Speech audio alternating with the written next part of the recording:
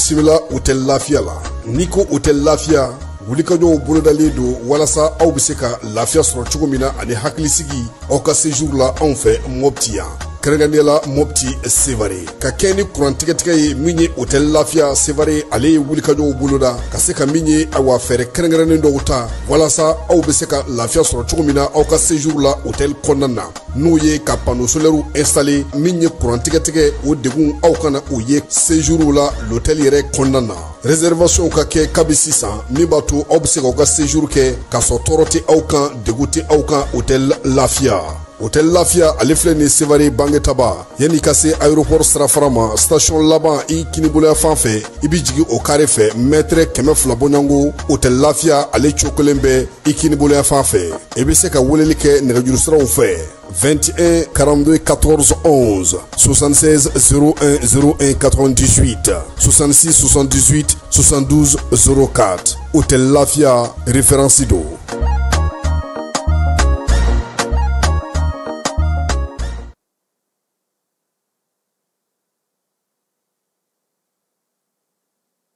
Dugutigi ni wari dafara e passé daka ka sira di ne ma Sunkalo e kungolo ati dugu wari ko o dima fo dugu an dugu dun warata de o koni kuma t'a la sa e ka sama mɔnɛ to yen i yɛrɛ ta sita sidi ka numéro filɛ nin wari ci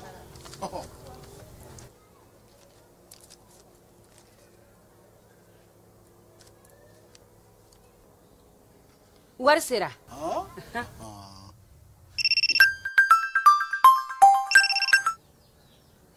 allo i ye wari sɔrɔ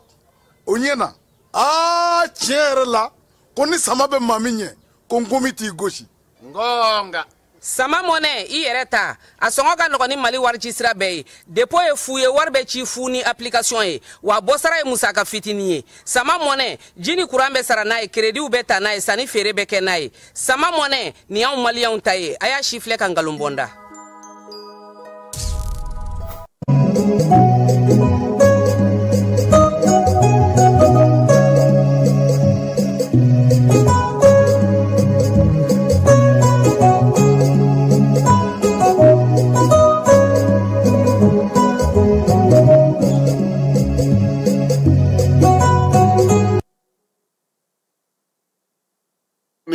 An lamɛnbaaw k'aw bɛɛ lajɛlen fo k'aw bɛɛ lajɛlen waleɲuman dɔn Bamakɔ kɔni kabini waati jumɛn san bɛ ka jigin to a bɛ ka jigin ten a ma an sɔrɔ bisa nka an porokotora a bolo an bɛ dugawu kɛ Ala ka sanji Ala ka kɔ kɛ hɛrɛ ye bi su in na an ka baabu fan belebeleba fila bɛ a la wolomasiri tabaw olu ka kunnafoni diba ɲɛma n'o o ye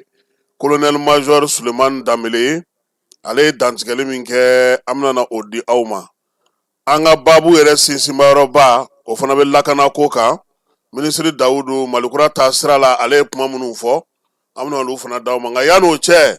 dugubila ka fisa laadawuli ye ni Ala sɔnna a ma kibaruya misɛnman caman b'an bolo ka bɔ kɔ kan ani an yɛrɛ fɛ yan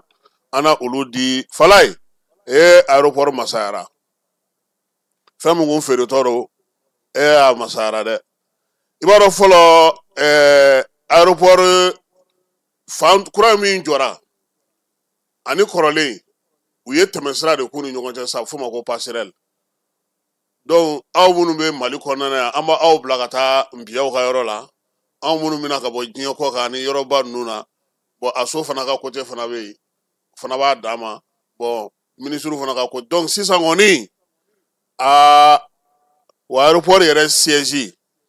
o fana siège belebeleba sefa wari miliyari 6 o de donna o la o jɔra k'o kurumokari bi Falaye ani ka aéroport kɔrɔlen ani kura Modibo Keyita ye min jɔ n'o tun bɛ kɔrɔlen o ni kura in k'olu kalanso ɲɔgɔn na o de kɛra sisan n'o ye passerelle a bɛ komi sisan ni avion naani nana jigin Bamakɔ kɔnɔ bi Falaye bɛɛ bɛ se ka t'i ka minɛnw ta ka taa so donc an bɛ ɲɛmɔgɔw fo parce que n'i ye nin birikiden fɔlɔ da wagati lajɛ a kɛra san 2022 an y'o de fɔ transition mɔgɔw ɲɛna Falaye sisan mɔgɔ i b'a dɔn ko pour ka mɔgɔ caman tɛ ka politique mɔgɔw lamɛn yan fɔlɔ politique mɔgɔw u ka sɛbɛnni de ka ca u ka tubabukan fɔ ba ka ca mɔgɔw bɛ dumuni ɲini de la mɔgɔw tan tɛ mɔgɔw bolo k'olu lamɛn olu bɛ ka fɛn minnu fana fɔ mɔgɔw kunkolona t'a to o ye an bɛ se ka segin ka na cogo min an bɛ se ka jɔyɔrɔ sɔrɔ cogo min an bɛ se ka ye cogo min mɔgɔw bɛ mun nɔfɛ sisan mun bɛ se ka anw ka bi ni sini latɛmɛ maliyɛn kilancɛ bɛɛ bɛ bɔ ka taa ka dayirimɛ de ɲini dayirimɛ ɲinina tɛ se k'a jɔ k'a fɔ ko e degunnen don e bɛ fɛ k'a kɛ tan fanga ye nin don tan o y'aw ka tubabukan fɔ ninnu na e m'a ye ne dugu mana jɛ n'i taara réseau kan i bɛ yɛlɛ f'i kɔnɔ b'i dimi dɔw yɛrɛ ɲɛna sa k'olu bɛ ka tubabukan mɔgɔ mago foyi tɛ ninnu na an ye jamana min an ye kuma jamana de kuma mɔgɔ bɛ min mɛn anu bɛ mun ye u bɛ o de faamu kosɛbɛ nka an bɛ min mɛn kosɛbɛ u b'u sinsin o de kan n'o tɛ livuruba sɛbɛn yan ala n'a kɛra cɛ mɔgɔ min ma tila to sɔngɔ ɲini na o bɛna n'a sigi k'a bɛ ka tubabukan ngɔri kɔrɔ ɲini a ka sira foyi t'a fɛ a bɛ mɛn tan dɛ tubabukan fɔ ba in a y'a jija a la a ji b'aw jɛ donc bi su in na keba lajɛ sa ale kɔni bɛ fɛ dɔrɔn ne k'an sigi ta dɔrɔn ka to nin kɔnɔ si tubabukan fɔ la o de ka d'ale ye keba ala k'i yɛlɛma koyi k'i sɔnbaw sɔn fala ye an bɛ taa fan fɛ an bɛ sɔrɔ ka na don n'an ka baabu ye nka su in na an bɛ Laurent Jakite fo ale tun bɛ baara kɛ ORTM na a bɛ sɛgɛnna fiɲɛbɔ la an b'a fo k'a waleɲuman dɔn min ye Ablaye Jabate ale ye polisi ye an b'a fana fo Sanogo Bajala na an b'a fo ka Kalifa Seku Tarawele fana fo Mamadu Sumbunu BND ala k'ale fo Mamadu Nama Keta an b'ale fana fo min ye Maraka Samake o y'an ka imamuba ye an ka mori don an b'a fo cité UNICEF la Bajaje Aidara k'ale fana fo ale y'an ka Xavier Alimami Buwa Kulubali fɛ yen Savana Kone an b'a n'a ka baarakɛlaw bɛɛ lajɛlen fo Binem Dolo Kanadakaw fɛ yen an b'a fo k'a waleɲuman dɔn min ye tonton Raoul Traoré Faustin Sila Ali Badara Kone Isere Justice do Musaba Arigo Saki k'ale fo Ablaye Sempara ale kunnafonidila ye Mustafa Jawara Jaus Création k'a fana fo an bɛ taa fan fɛ an bɛ sɔrɔ ka na don babu ale kɔnɔna na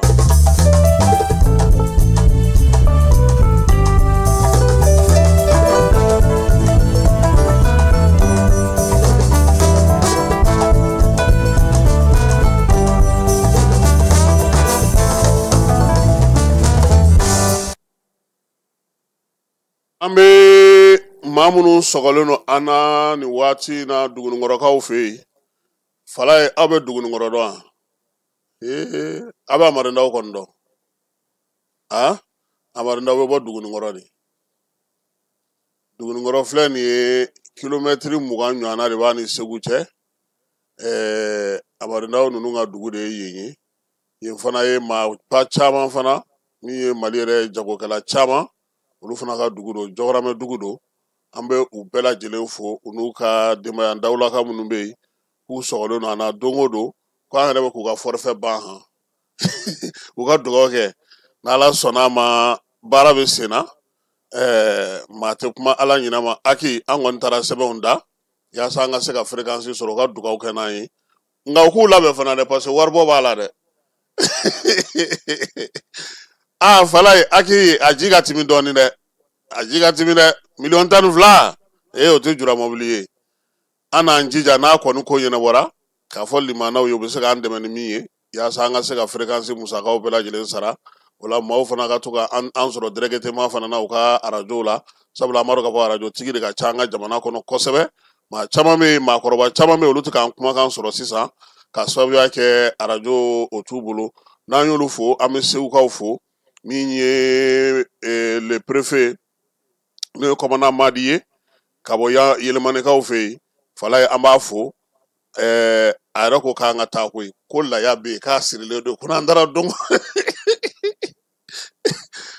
commandant Madi ko k'an ka taa dɛ Madikama Jawara a ko laya kɔni sirilen bɛ ne ko monsieur le préfet mon colonel n ko nin kɔni tɛ laya ye tuguni n'an nana don i b'a kɛ k'an fana sa o an b'a fo ka Yɛlɛmanikaw bɛɛ lajɛlen fo bi Pankuru Kiri ale bɛ senna hali bi fala ye maaw lamɛnli bɛ senna i n'a fɔ Kiri yɛrɛ yanni a ka s'a sɛkili saba siriyɔrɔ ma halisa lamɛnli o bɛ senna colonel major Amadu Magan Sidibe ale min tun ye waliya bɛ kɛ wagati min na ministre min bɛ wolomasiri taba ka ko kunna ale tun y'o ka DFM ye ministre min bɛ wolomasiri taba ka ko kunna o ka DFM tun ye ale ye colonel Badra Aliou Diop ale tun ye directeur de transport ni matériel ani hydrocarbures ye armée kɔnɔna na a fala ni direction belebeleba ye han Seydou Diko kɔlɔsilikɛbaa don maa minnu ye sɛgɛsɛgɛli kɛ wari minɛn sanni na Guyo Sarr fɛ ani minɛnw bisimilali la ale ye o maa ye ninnu de kɔni welela bɔgɔ jeninen ka kunungo ka na sa ka na ni maa saba bɛɛ lajɛlen ɲininka seereyaw olu hukumu kɔnɔna na min ye kiiri tigilamaw ye n'o ye Bamasa Sisoko ni a tɔw bɛɛ lajɛlen ka taa se kɔkɛ Kulubaliw ma sa Falaye u ko ko olu ma min faamu o ye k'a fɔ olu bɛ ka ɲininkali minnu kɛ olu bɛ ka baara kɛ kun min kama o ye k'a fɔ yalamaw faso nafolo n'a kurutura o a ɲinini ani ɲinini man kan wa o ɲininkali o de bɛ olu bolo olu bɛ ka baara kɛ n'o miirina de ye kuru ale ko min ye colonel major Amadu Sidibe ma k'u bɛ fɛ k'a ɲininka o waati min na o contrat ninnu bɛɛ lajɛlen bɛ sigi sen kan o munna bɔnni commande ninnu sanfɛ tɛgɛnɔbila n'o ye signature ye ale y'olu bɔnni commande munna ale y'u signé k'a sɔrɔ don sɛbɛnnen t'u kan sɔngɔ sɛbɛnnen t'u kan a minɛn minnu bɛ yen u den kelen sɔngɔ ye min ye a bakuruba sɔngɔ ye min ye a n'a ta sɔngɔ ko munna ko ale ye tɛgɛnɔbila kɛ k'a sɔrɔ o tɛ a kan min ye wolomasiri tabaw ka sɔrɔdasi minɛnw fana ye ko olu ko ninnu ko bɛ cogo di o n'u sɔrɔ cogo kɛra cogo di ko e ko e sen ma don foyi la ka kɛ ni bɛnkan sigili ye n'o ye pankuru minɛn ninnu sanni ye ko e dun a bana ta a dun minɛnw bɛɛ lajɛlen a dira cogo min na e ko sɔrɔ k'a nana nacogo la bɛnkan sɛbɛn min tɛmɛna minisiri ni Guyo Sarr ni ɲɔgɔn cɛ o tuma na o kɛra cogo di munna sɛbɛnniw yera a la sɛbɛnni minnu tɛ bɛnkan sɛbɛn kunfɔlɔ in yɛrɛ kɔnɔna na min tɛgɛnɔbilalen don min ye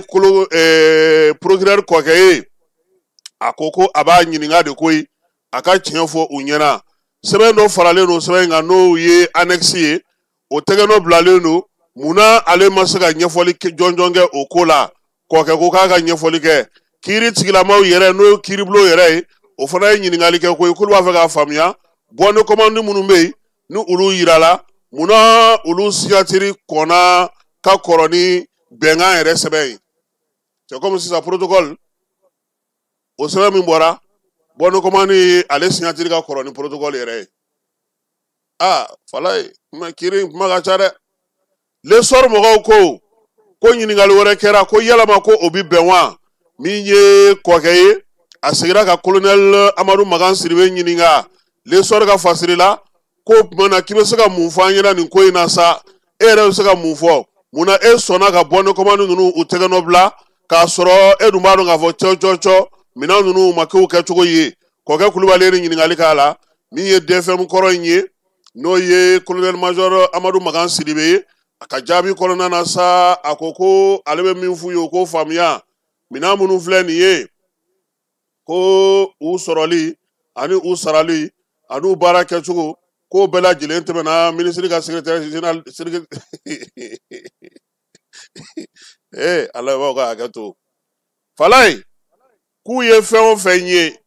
ka sugubulon sigi ka minɛnw san ka baaraw bɛɛ lajɛlen kɛ k'ale bɛ min f'u ye ministère de la défense secrétaire général secrétariat k'o de y'o baara kɛ dɛ k'a waati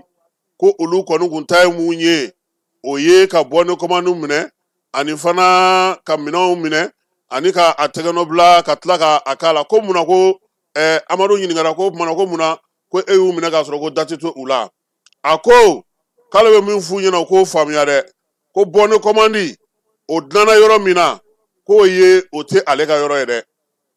ayi ko bɔnni commande fosi ma dilan ale ka yɔrɔ la DFM kɔnɔna na ko nka ko min ye minisiri yɛrɛ ye ala ma hinɛna Sumaworo Bube Mayiga la ko o de y'o baara kɛ Amadu o tilalen ale ɲininkali la tribunal yɛrɛ cour conseil olu fana ye ɲininkali wɛrɛw ta ka ɲɛsin a ma koyi ko kumana k'e b'a dɔn k'a fɔ ko bɔnni commande ninnu k'u ɲɔgɔnna wɛrɛw tun bɛ yen de wa ko walima ko mun de don y'i tugu de k'a sɔn a ma wa a ko ale tun tɛ foyi kalama nin ko in na koyi sɛbɛnw kɔni lawalen nana ka na d'ale ma ale y'i ta kɛ protocole ye fɛn min fɔ ale y'o de sɛbɛntiya min ye Amadu ye a ko k'ale yɛrɛ fana tɛ ka min faamuya ko muna ko b'u sinsin k'a fɔ ko fo sɔngɔ ka kɛ bɔni kɔmani kan k'o tɛ jagoya ye o ko k'a fɔ fana ko ka sɔngɔ bɛɛ lajɛlen kɛ kelen kelen k'o tɛ sariya ye ko sariya ye min ye n'o y'a sɔrɔ protocole min sigira sen kan n'o ye bɛnkan sanni sɛbɛn ye ni sɔngɔw ni fɛnw b'o kan ka ban kiiri man ka jɔrɔna kɛ o la sabula a b'o kan a jagoyalen t'a ka kɛ bɔni kɔmani kan min ye directeur matériel ye sa ale y'a yira sa k'a fɔ ko contrat ninnu bɛɛ lajɛlen kɔni ko u musakaw ko u bɛnna sefa wari $69,000 ma ko min ye o ko in ye ko ale bɛ se ka min fana fɔ o yɔrɔ la fala ye k'a ma tɛmɛ conseil des ministres fɛ han a contrat k'a ma tɛmɛ a ko ten de k'ale bɛ se ka min f'u ye ko ye k'a fɔ ko contrat in baara bɛɛ lajɛlen kɛra ka bɛn ni sefa wari $69,000 ye ko nka ko o ma tɛmɛ conseil des ministres fɛ han a ye min fana fara a kan o ye k'a fɔ bɛnkan sɛbɛn min sɔrɔla n'o b'a yira sa k'a fɔ ko ka contrat in sigi sen kan ko contrat in a ko yɛrɛ gunumayɔrɔba ye min ye o ye k'a fɔ sɔrɔdasi minɛn don min ye don kɔnɔ tɛ se ka k'a ko la sabula fɔ ko secret ko bɛ a la nka ko bɛɛ n'a ta ko minɛn dɔw bɛ yen ko olu yɛrɛ kɔni tɛ se ka lakali maa ye sɔrɔdasi minɛnw don olu tɛ se ka fɔ gundola minɛnw don o tɛ se ka dankɛnɛma bɛɛ lajɛlen ye k'a b'o fana f'u ye u k'o fana faamu u tilalen ko ale la u ye colonel Badara Alu Job ale min yɛrɛ ye directeur matériel hydrocarbure ale ni transport ɲɛmaa ye waati min na waleya ninnu tun bɛ ka kɛ wa halisa ko a b'o ɲɛmaaya in na han fala ye u ye ale ɲininka sa ko kumana munna nin contrat in a sera ka di Guillaume Sarr mɔgɔw ma ko bɛ cogo di ale ko k'olu ye mɔbili an k'a kɛ a y'a fɔ cogo min na ko bolimafɛn ko olu y'o 281 de sɔrɔ Guillaume Sarr bolo ko wa ko blindé 14 ko o bɛ o la olu y'olu sɔrɔ ko don min na o minɛnw bɛna d'olu ma ko olu y'o bɛɛ lajɛlen sɔrɔ u ka baarakɛyɔrɔ la wala fɔ ko hali bi ko minɛn ninnu bɛ armée bolo a bɛ ka baara kɛ n'a ye a ko k'ale bɛ se ka min fɔ k'o y'o ye u k'o faamu min ye délégué observateur contrôle financier ye u ye ale fana ɲininka nin ko ninnu sera ka kɛ cogo di sigi sen kan ka nin bɛnbɛnbɛn in bɛɛ lajɛlen kɛ ka sigi sen kelen kan o ko waleya in daminɛna utu kalo tile 11 san 2024 san 2014 ko kana kun cɛ min ye juillet kalo tile 9 san 2015 k'ale bɛ min f'u ye ko minɛn fɛn fɛn fɔra contrat kɔnɔ k'a bɛɛ dira o ye observateur ka kuma ye ni maa saba ɲininkali kɔni de kɛra ninnu na kununko tile kɔnɔna fala ye ka taa se kuru yɛrɛ maaw ma sɔrɔdonbagaw nka u y'a ɲininka fana k'a fɔ ko kuma ko majɛ min bɛ yen n'o ye $29 majɛ ye ko n'o o yera proforma ale ni contrat min ni o fɛn sigira jamana yɛrɛ fɛ k'a bɛ se ka mun ɲɛfɔ o la a ko a bɛ se ka min fɔ o la ko min ye $69 in ye k'o ye minɛnw ye minɛn minnu nana di olu ma wa min ye blindéw ye olu sen bɛ o la wa blindéw olu bɛnna sefa wari $5 de ma u ko kumana k'o bɛ se ka kɛ cogo di ko majɛ dun a ko majɛ in u bɛ ka min fɔ n'o ye sefa wari $64,000 ye k'o kɛra ko ka fɛn wɛrɛw de kɛ koyi o kɛra ka finiw san o kɛra ka a ka fɛn tɔgɔ ye di ba ale ni minɛnmisɛnnin wɛrɛw k'olu san yaasa ka se ka minɛn ninnu yɛrɛ bɛɛ lajɛlen lase an ma yan kuma kɔni jɔra nin yɔrɔ in na ka kɛ ni nin seere ninnu ye nka fala ye bi madani kumana kɛrɛnkɛrɛnnenya la nin y'a siɲɛ fɔlɔ ye kiiri ka kɛ Mali kɔnɔ mɔgɔ ti to jamana wɛrɛ la ka kiiritigɛlaw jaabi o kɛra bi n'Ala sɔnna a ma sini sɔgɔma min fɔra madani fɛ fala a ye dɔn yɛlɛma ɲama kɔrɔ dɛ madani ka kuma o a ye dɔn yɛlɛma ɲama kɔrɔ nka n'Ala sɔnna a ma ale ye min fɔ an na o da maaw tulo ka sini ka kɛɲɛ ni ko a n'a cogo ye Udu Kone an b'a fo an ka alimami don nin waati na fari man d'a la n bɛ dugawu kɛ Ala ka nɔgɔya k'a ye an ka alimami don an ka Ali Umaru Ture an b'a fana fo ale yɛrɛ kun taara hiji la i ye Sanfili Solo ye ka taa se Mohamed ale fo Sangare n'o ye Sangare kɛ an b'ale fana fo ka taa se Amidu ma n'o ye Amidu Gindo ye Bɛnkɛ Kulubali Seydou Gindo ka taa se Usmani Gindo ma Elaji Kuruma k'ale fana fo ninnu bɛɛ lajɛlen sa min ye Mohamed Kulubali ye ka foli ta ka ɲɛsin ale fana ma fala ye bi Mali a baɲumankɛtɔn fɛn fɛn b'an ka jamana kɔnɔ u bɛɛ lajɛlen tun bɛ lajɛ kɛrɛnkɛrɛnnen min bɛ tali kɛ sa baara sigiliko la sen kan baɲumankɛtɔnw olu tɔgɔ la min ye Mali ONG ye sa u bɛɛ lajɛlen u ka baaraw an'u ka bolodiɲɔgɔnmaw hukumu kɔnɔna ka se ka na ni yiriwali ye ko in ye tali kɛ o la min ye ko ɲɛmaayaba tun bɛ maa min bolo sa o ye minisiri min bɛ baara ni baaradege hukumu kɔnɔna n'o ye Umu Sali Sɛki ye maa ma falen caman i bɛ diɲɛ ONG ni Mali ta fɛn fɛn dɔn a bɛɛ lajɛlen tun bɛ nin kɛnɛ in kan ye Keba Jalo fana tun bɛ yen baara in ale sigicogo ɲuman n'a labɛncogo ɲuman kama sa u y'u wasa don maa min na sa o ye Sadibu Kone n'o ye Fanta Sadibu Kone ale ye forum in n'o directrice ba ye ale ye a ye laseli min kɛ kɛnɛ ka ye Keba Jalo ka micro la an ka jɛ ka o lamɛn. An b'a fɔ ko CASA la case des associations hakilila in bɔra olu yɔrɔ la an taara se ministère mɔgɔw ma k'a fɔ nin hakilina ONG bɛ baara kɛ Mali kɔnɔ a kɛra Mali yɛrɛ sigiden ta ye o a kɛra kɔkan ta ye o u bɛ yan nɔ a mɛnna depuis année 80 na u bɛ baara kɛ u bɛ emploi créer u bɛ mɔgɔw ta baara la n'i y'a sarada kɛmɛ sara o kɛmɛ sara 95 ye maliyɛnw ye dɔw yɛrɛ bɛ yan 100 u bɛɛ lajɛlen ye maliyɛnw de minnu bɛ baara kɛ an ko an bɛ nin bɛɛ lajɛlen na f'an ka se an ka ɲɛmɔgɔw fana ma o fana k'a dɔn an bɛ baara minnu na baara ni a kɔnɔ gɛlɛyaw fana bɛ yen an bɛ se ka ɲɔgɔn boloma dɛmɛ cogo min na an sera ministère mɔgɔw ma u ye kunnafoni lamɛn u y'an lamɛn yɛrɛ de ka initiative ta n'u bolo fila ye walasa ka nin forum sigi sen kan o de y'an se bi ma n'an ye tɔw fu wele ka fara an kan ayiwa nin forum bɛna kɛ nin y'a édition fɔlɔfɔlɔ ye a bɛna kɛ tile fila baara ye an bɛna hakili jagabɔ caman kɛ minnu sera ka kɛ jamana kɔnɔ baara ta fanfɛla la formation ta fanfɛla la an ye gɛlɛya minnu sɔrɔ a kɔnɔ fɛɛrɛ minnu bɛ se ka tigɛ ani hali bi baara in bɛ se ka sinsin cogo min na parce que an yɛrɛ bɛɛ lajɛlen b'a dɔn jamana bɛ gɛlɛyaba kɔnɔ mɔgɔ si ka bolomafara tɛ fitinin ye an fana ko ka fanga jɔyɔrɔ kɛ o kumaw de bɛna fɔ ni tile fila kɔnɔna na ka ɲɔgɔn bilasira fana ni ladilikanw fana ye a bɛ se ka yiriwa cogo min na n'an ye denmisɛnninw ta fanfɛla ta an b'a ye u bɛ kalan fɔlɔ min sɔrɔ n'an b'a fɔ formation de base i bɛ t'a sɔrɔ i b'o kalan fɔlɔ kɛ mais n'i nana baara ɲini na i bɛ t'a sɔrɔ baara fana kalan o ni an ka formation de base tɛ ɲɔgɔn ta dɔɔnin fo o fana formation ka segin ka kɛ walima k'o orienter jamana ka bɛɛ falen o falen na a mago bɛ kɛ fɛn kura dɔw la o tun tɛ di an ka kalan sen fɔlɔw fɛ walasa u ka se k'o fana sɔrɔ k'o fara u bolo la hali n'a a kɛra CV dilan ye n'i bɛ baara ɲini i bɛ taa ni sɛbɛn fura min ye kunnafoni dɔw bɛ yen u mago b'o la kunnafoni dɔw bɛ yen u magoba t'o la kunnafoni jumɛn de bɛ k'a kɔnɔ i bɛ se min na ani i bɛ se ka min degi o bɛɛ lajɛlen bɛ se ka k'a kɔnɔ olu fana ka jɔyɔrɔba fana bɛ sɔrɔ nin kuma in fana kɔnɔna na tile fila in na ni forum in kun cɛna an kɔni ka laɲini ye min ye an bɛ bɔ yan aw yɛrɛ y'a ye service technique caman bɛ yen min bɛ formation kɛ parce que ONG bɛ formation kɛ mais an b'a fɔ min ma ko formation certifiante o tɛ pour que ministère ka se ka dɛmɛ kɛ ni formation ninnu kɛra u ka se ka bɔ ni formation certifiante ye u ka se ka bɔ fana ni dɛmɛ ye min b'a to u ka baara bolofara minnu bɛ yen u bɛ se k'o jeunes fana dɛmɛ ONG fana b'u jɔyɔrɔ kɛ mais u tɛ se ka bɛɛ ta baara la olu fana bɛ se ka baara minnu nɔgɔya u ye n'o ye entrepreneuriat ye u bɛ se ka bilasira minnu na an bɛ fɛ ka bɔ n'o kumakanw fana ye yan. Nin forum an fɛ fɛn belebeleba de don parce que bɛɛ b'a dɔn ONG ani association u bɛ jɔyɔrɔ min na jamana jɔliko la denmisɛnninw ka baara an'u ka baaraladegi gouvernement fana kelen bɛ ka jɔyɔrɔba de d'u ma nin ko in na nka an y'a jate minɛ u bɛ fɛn caman kɛ nka caman donnen tɛ donc an y'a yira u kelen ka s'an ma an ka foli belebeleba b'u ye a b'u ka président et surtout président de la CAS vraiment ministre kɔrɔ de don ale yɛrɛ ye n ka département kɛ ka tɛmɛ donc an b'a fo kosɛbɛ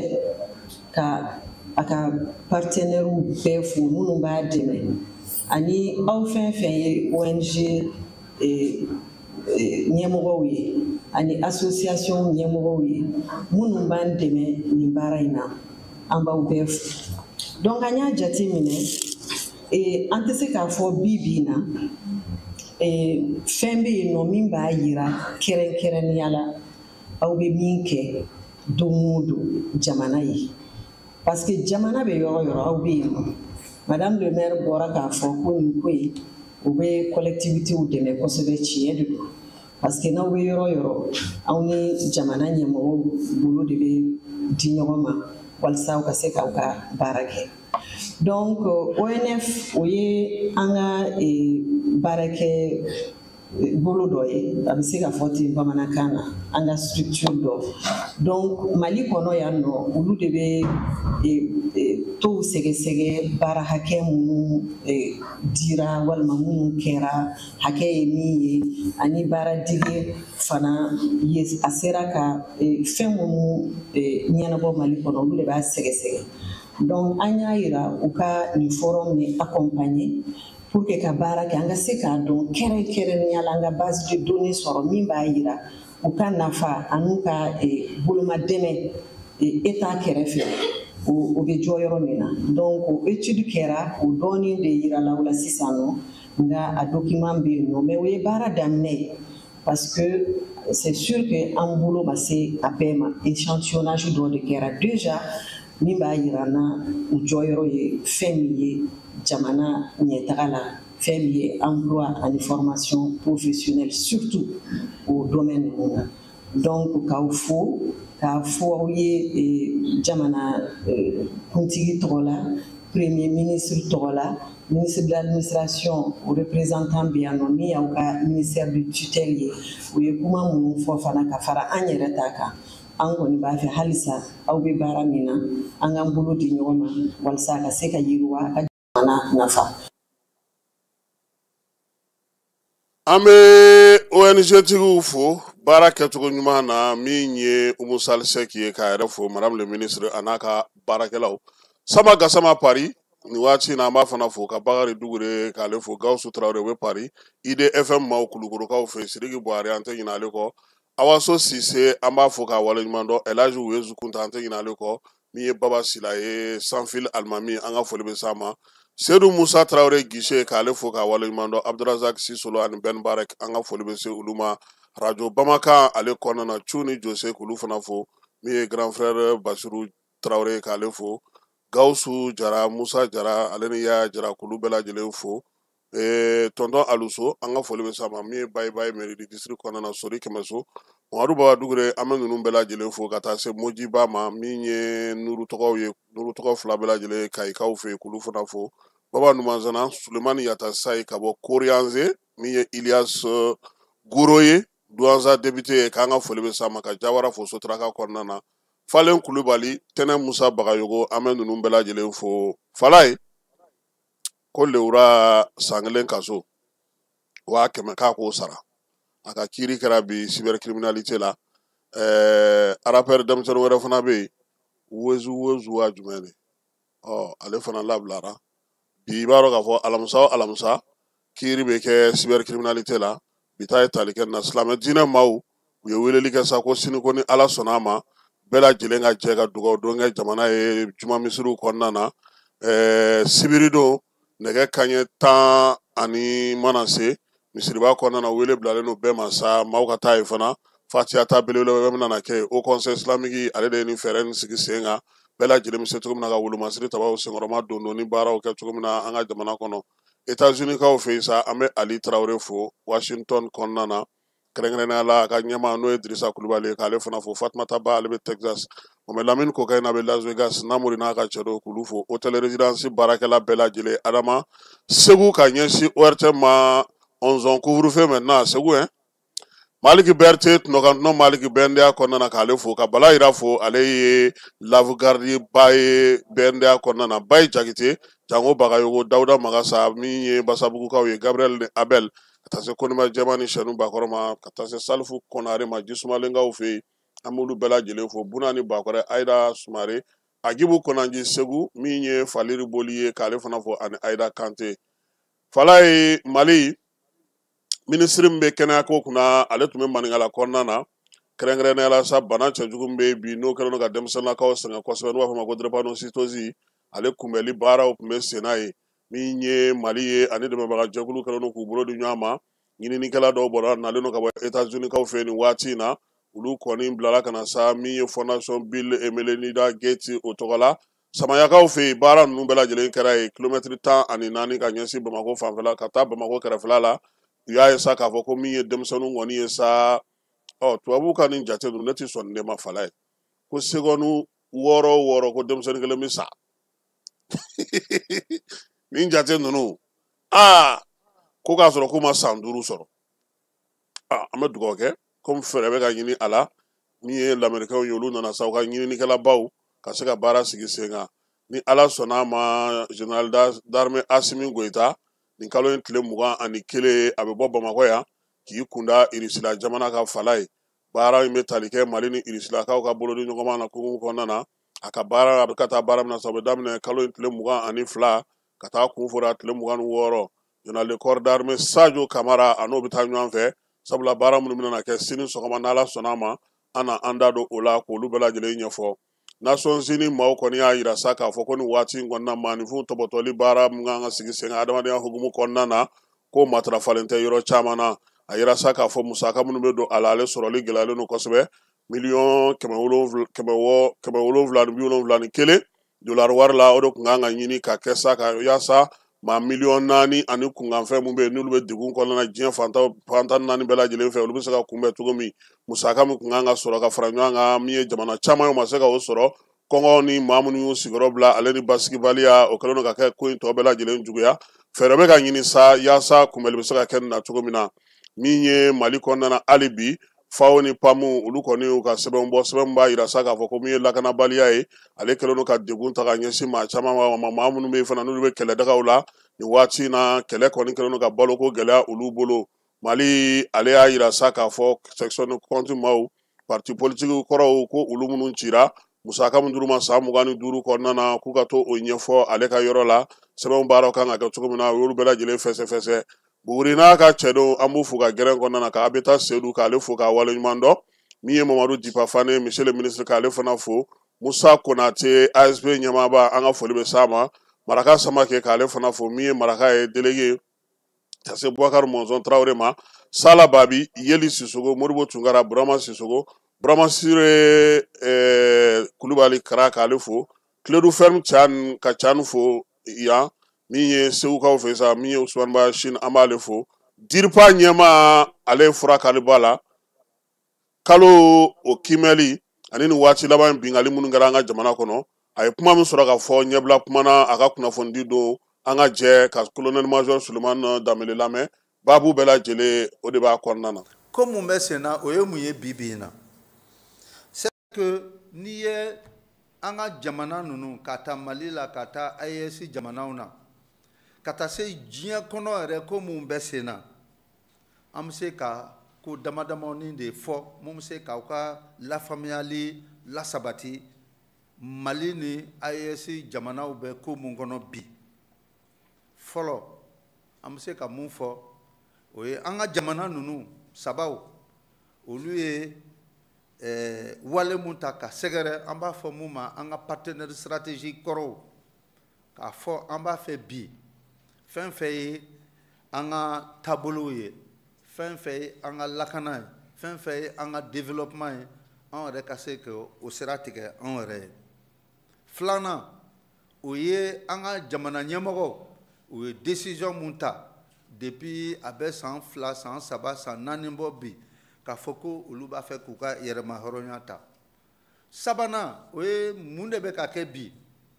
bɛɛ tun y'a jira k'a fɔ ko AES in k'a tɛ taa ɲɛ dɔw yɛrɛ u b'a fɔ cogo min na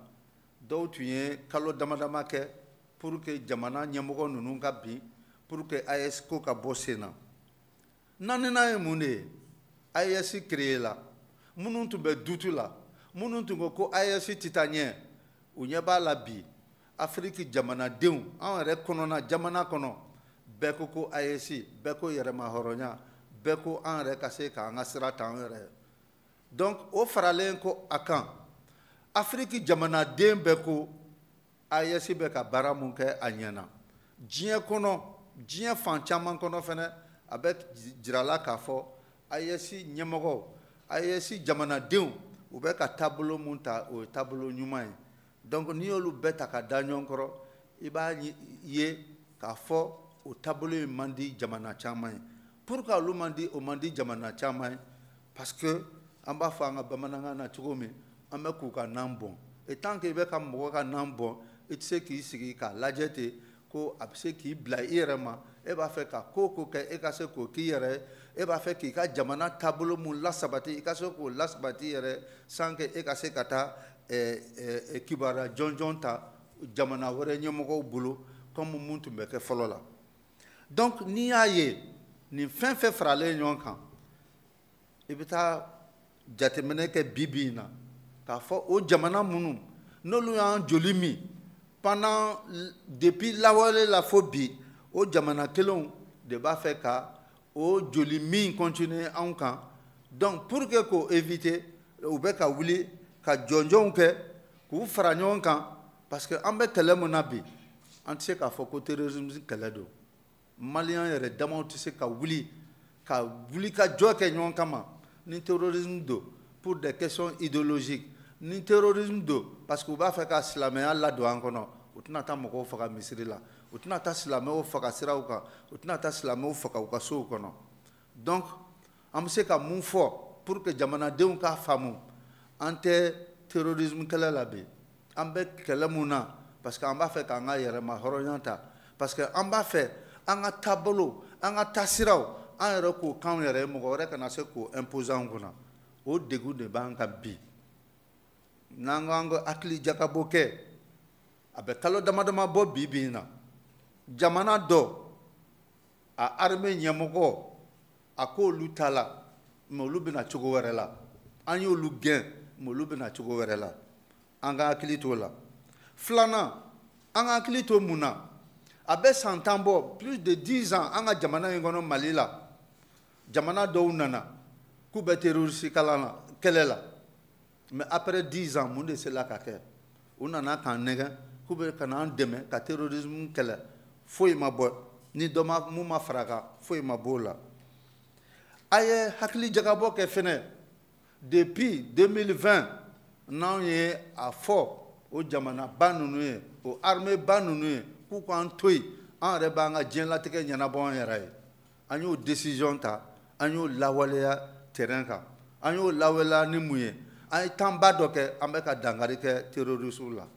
o waleya ninnu o tɛ se ka ja minnu y'u san 10 kɛ yan k'a fɔ k'u bɛ n'an dɛmɛ k'an nɛgɛn k'u bɛ n'an dɛmɛ ka terrorisme kɛlɛ mais olu yɛrɛ de tun ye terrorisme ɲaganbagaw ye an ka jamanaw kɔnɔ olu de ye minnu bɛ wari d'u ma k'u financer u bɛ se ka wari sɔrɔ cogo min na ka carburant san ka motow san olu de ye minnu de bɛ wari armement ta ka d'u ma hélicoptères la u b'a ta ka d'u ma jamana ni jamana cɛ u bɛ renseignement d'u ma a y'aw kɔlɔsi ni kɛlɛkɛdenw bɛ na yan nin bɛ na yan pour que terroristes ka fɛngɛ ni anw nana k'a fɔ an b'an yɛrɛ ka yɛrɛma hɔrɔnya ta k'an b'an ka kɛlɛ kɛ anw yɛrɛ ta ye an t'a fɛ mɔgɔ wɛrɛ ka don a la o bɛ diya olu ye wa o tɛ diya olu ye parce que olu ma se ka mun kɛ san 10 kɔnɔ olu ma se ka mun kɛ san 12 kɔnɔ anw nana kalo 3 kalo 4 kɔnɔ an y'o baara kɛ ka dankari kɛ terrorisme la o tɛ se ka diya olu ye cogo bɛɛ donc o de y'a to bi bi in na anw ni terroristes tɛ ɲɔgɔn na koyi an ni jamana wɛrɛw de bɛ ɲɔgɔn na an ni armée ba wɛrɛw de bɛ ɲɔgɔn na il faut que maliyɛnw k'o faamu et que bɛɛ ka wuli k'i jɔ k'a fɔ bi bi in na jatigɛwale kɛlɛ tɛ terrorisme kɛlɛ tɛ a b'an ni jamana wɛrɛw de cɛ donc an b'a fɛ aw kibaruya a ka se k'o faamu et a ka se k'o lase maliyɛnw tulo kan k'a fɔ bi bi in na kɛlɛ mun bɛ yen bɛɛ de ka kɛlɛ don et bɛɛ kan ka wuli k'i jɔ an bɛ se ka kɛlɛ in kɛ cogo min na an bɛ se k'an ka yɛrɛma hɔrɔnya ta cogo min na an bɛ se ka kan an yɛrɛ ye cogo min na bi bi in na n'i ye jateminɛ kɛ a ka confédération n'o ye AES ye a bɛ dérangement la a bɛ ka mɔgɔw déranger a bɛ ka an kɛrɛfɛ dugu dɔw déranger a bɛ ka Afrique dugu dɔw déranger a bɛ ka diɲɛ dugu dɔw déranger tant que n'an bɛ ka mɔgɔw déranger u t'an to yen an tɛ sunɔgɔ an tɛ da an tɛ wuli donc don o don u b'a essayer ka kungo dɔw de bila an da la parce que AES bɛ ka ɲɛta sɔrɔ AES bɛ ka ɲɛta sɔrɔ cogo di an y'an ka drapeau bɔ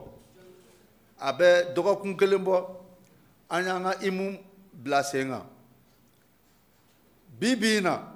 AES bɛ k'a ɲɛɲini fana u bɛ se ka banque d'investissement bila sen kan cogo min mun bɛ se ka développement lasabati an ka jamana ninnu kɔnɔ donc n'i y'a jateminɛ n y'a fɔ cogo min na dɔw tun ma kalo 6 di AES in ma mais bi bi in na an bɛna san 1 boucler est-ce que o ka di dɔw ye donc il faut que jamanadenw k'o fana faamu sans compter que an ye mun kɛ finitigilakaw ye baara mun kɛ terrain kan ni caman nana san 10 kɔnɔ u ma se k'a kɛ donc o tɛ se ka bɛn olu ma o n'o tɛ bɛn olu ma olu b'a ɲini kuma bɛɛ de kan an sigiyɔrɔla ɲagasa u b'a ɲini kuma bɛɛ u bɛ se ka problème bila an da la u b'a ɲini kuma bɛɛ an yɛrɛ bɛ se ka kun kari ɲɔgɔn na cogo min na u y'a ɲini depuis longtemps ka filaw ni dɔgɔnɔw bila ɲɔgɔn na ka filaw ni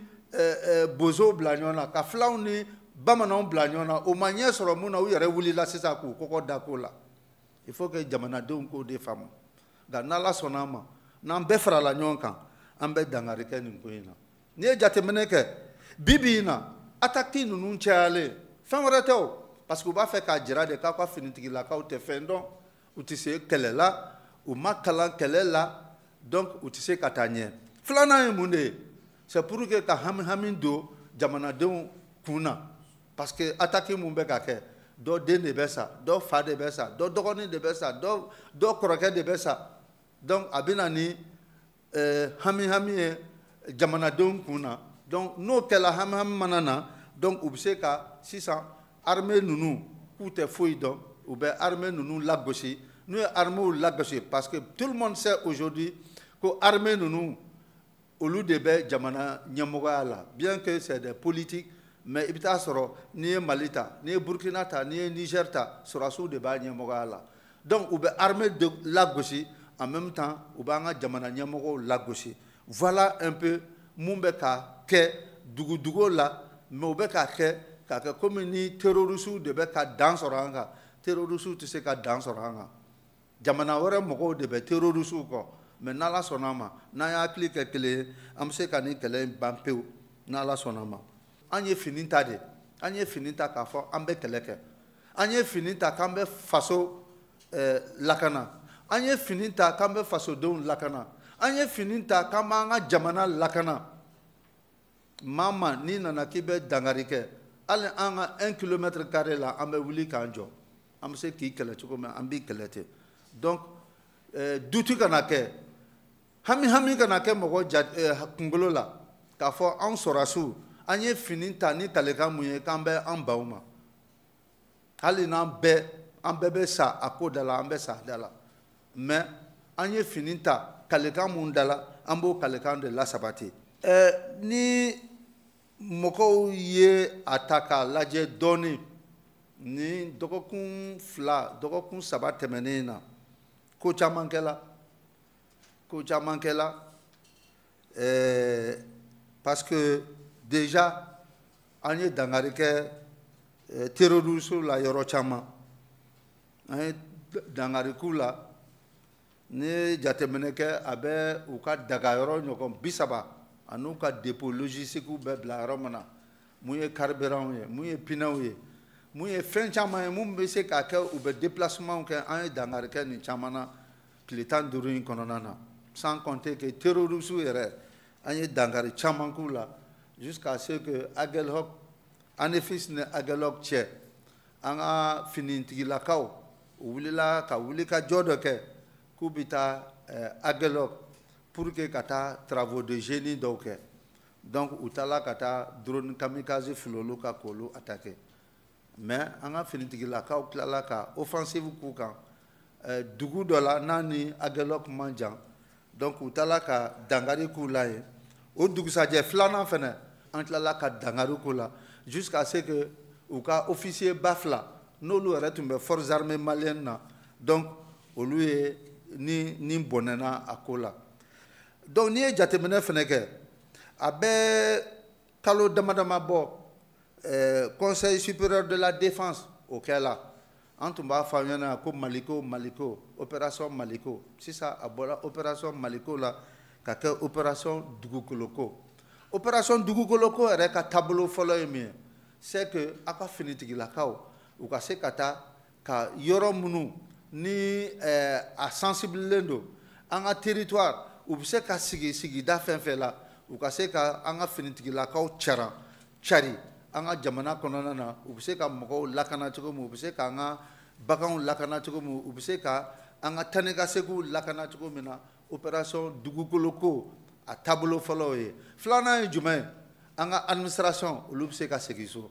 sabanan ye mun ye an ka services sociaux minnu tɛ an ka dugukolo yɔrɔ minnu na olu fana bɛ se ka se o yɔrɔw la cogo min na donc an b'a fɛ hali bi malidenw u ka faamuyali kɛ ko faamaw olu ka faamaw de don et que an faamaw an tɛna an bɔ an yɛrɛ kɔrɔ cogo si k'an bɛ maliyɛnw t'u yɛrɛ ma k'an bɛ maliyɛnw to dangari nin kɔnɔna na donc armée malienne fana an bɛ foli kɛ an bɛ laɲini kɛ maliyɛnw ma u ka jateminɛ kɛ ko dɔw la a fɔlɔ ye mun ye an bɛ partager ni a bɛ na ni dangari de ye c'est comme anw yɛrɛ bɛ ka dɛmɛ terroristes fɛ k'u ka baara kɛ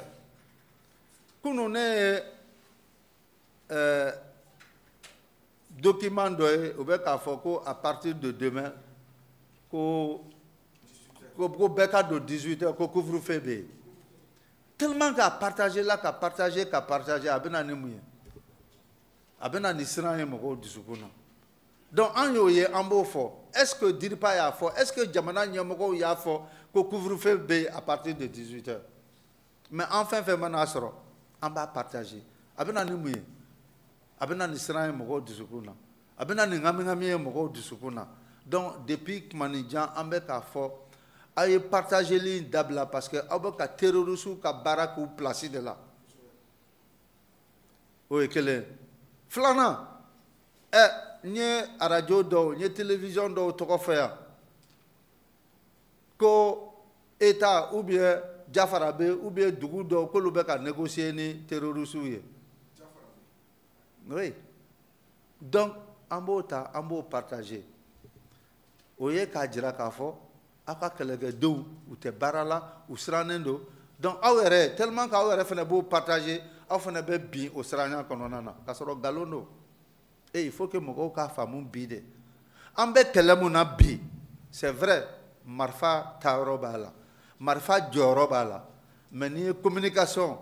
kunnafoni kɛlɛ o de ka jugu bi ni marifa da ye donc il faut k'an ka population sensibiliser population k'a faamu fɛn bɛɛ tɛ partageli ye fɛn bɛɛ tɛ k'a fɔ ko n'a ye fɛn fɛn ye sur les réseaux sociaux ko n b'a fɔ parce que n b'a fɛ ka nin kɛ n b'a fɛ ka nin kɛ n b'a fɛ ka nin kɛ tan an y'a ye tile fila in na taabolo kura de bɛ terroristes bolo u bɛ an ka jaw ta dɔw yɛrɛ u bɛ an ka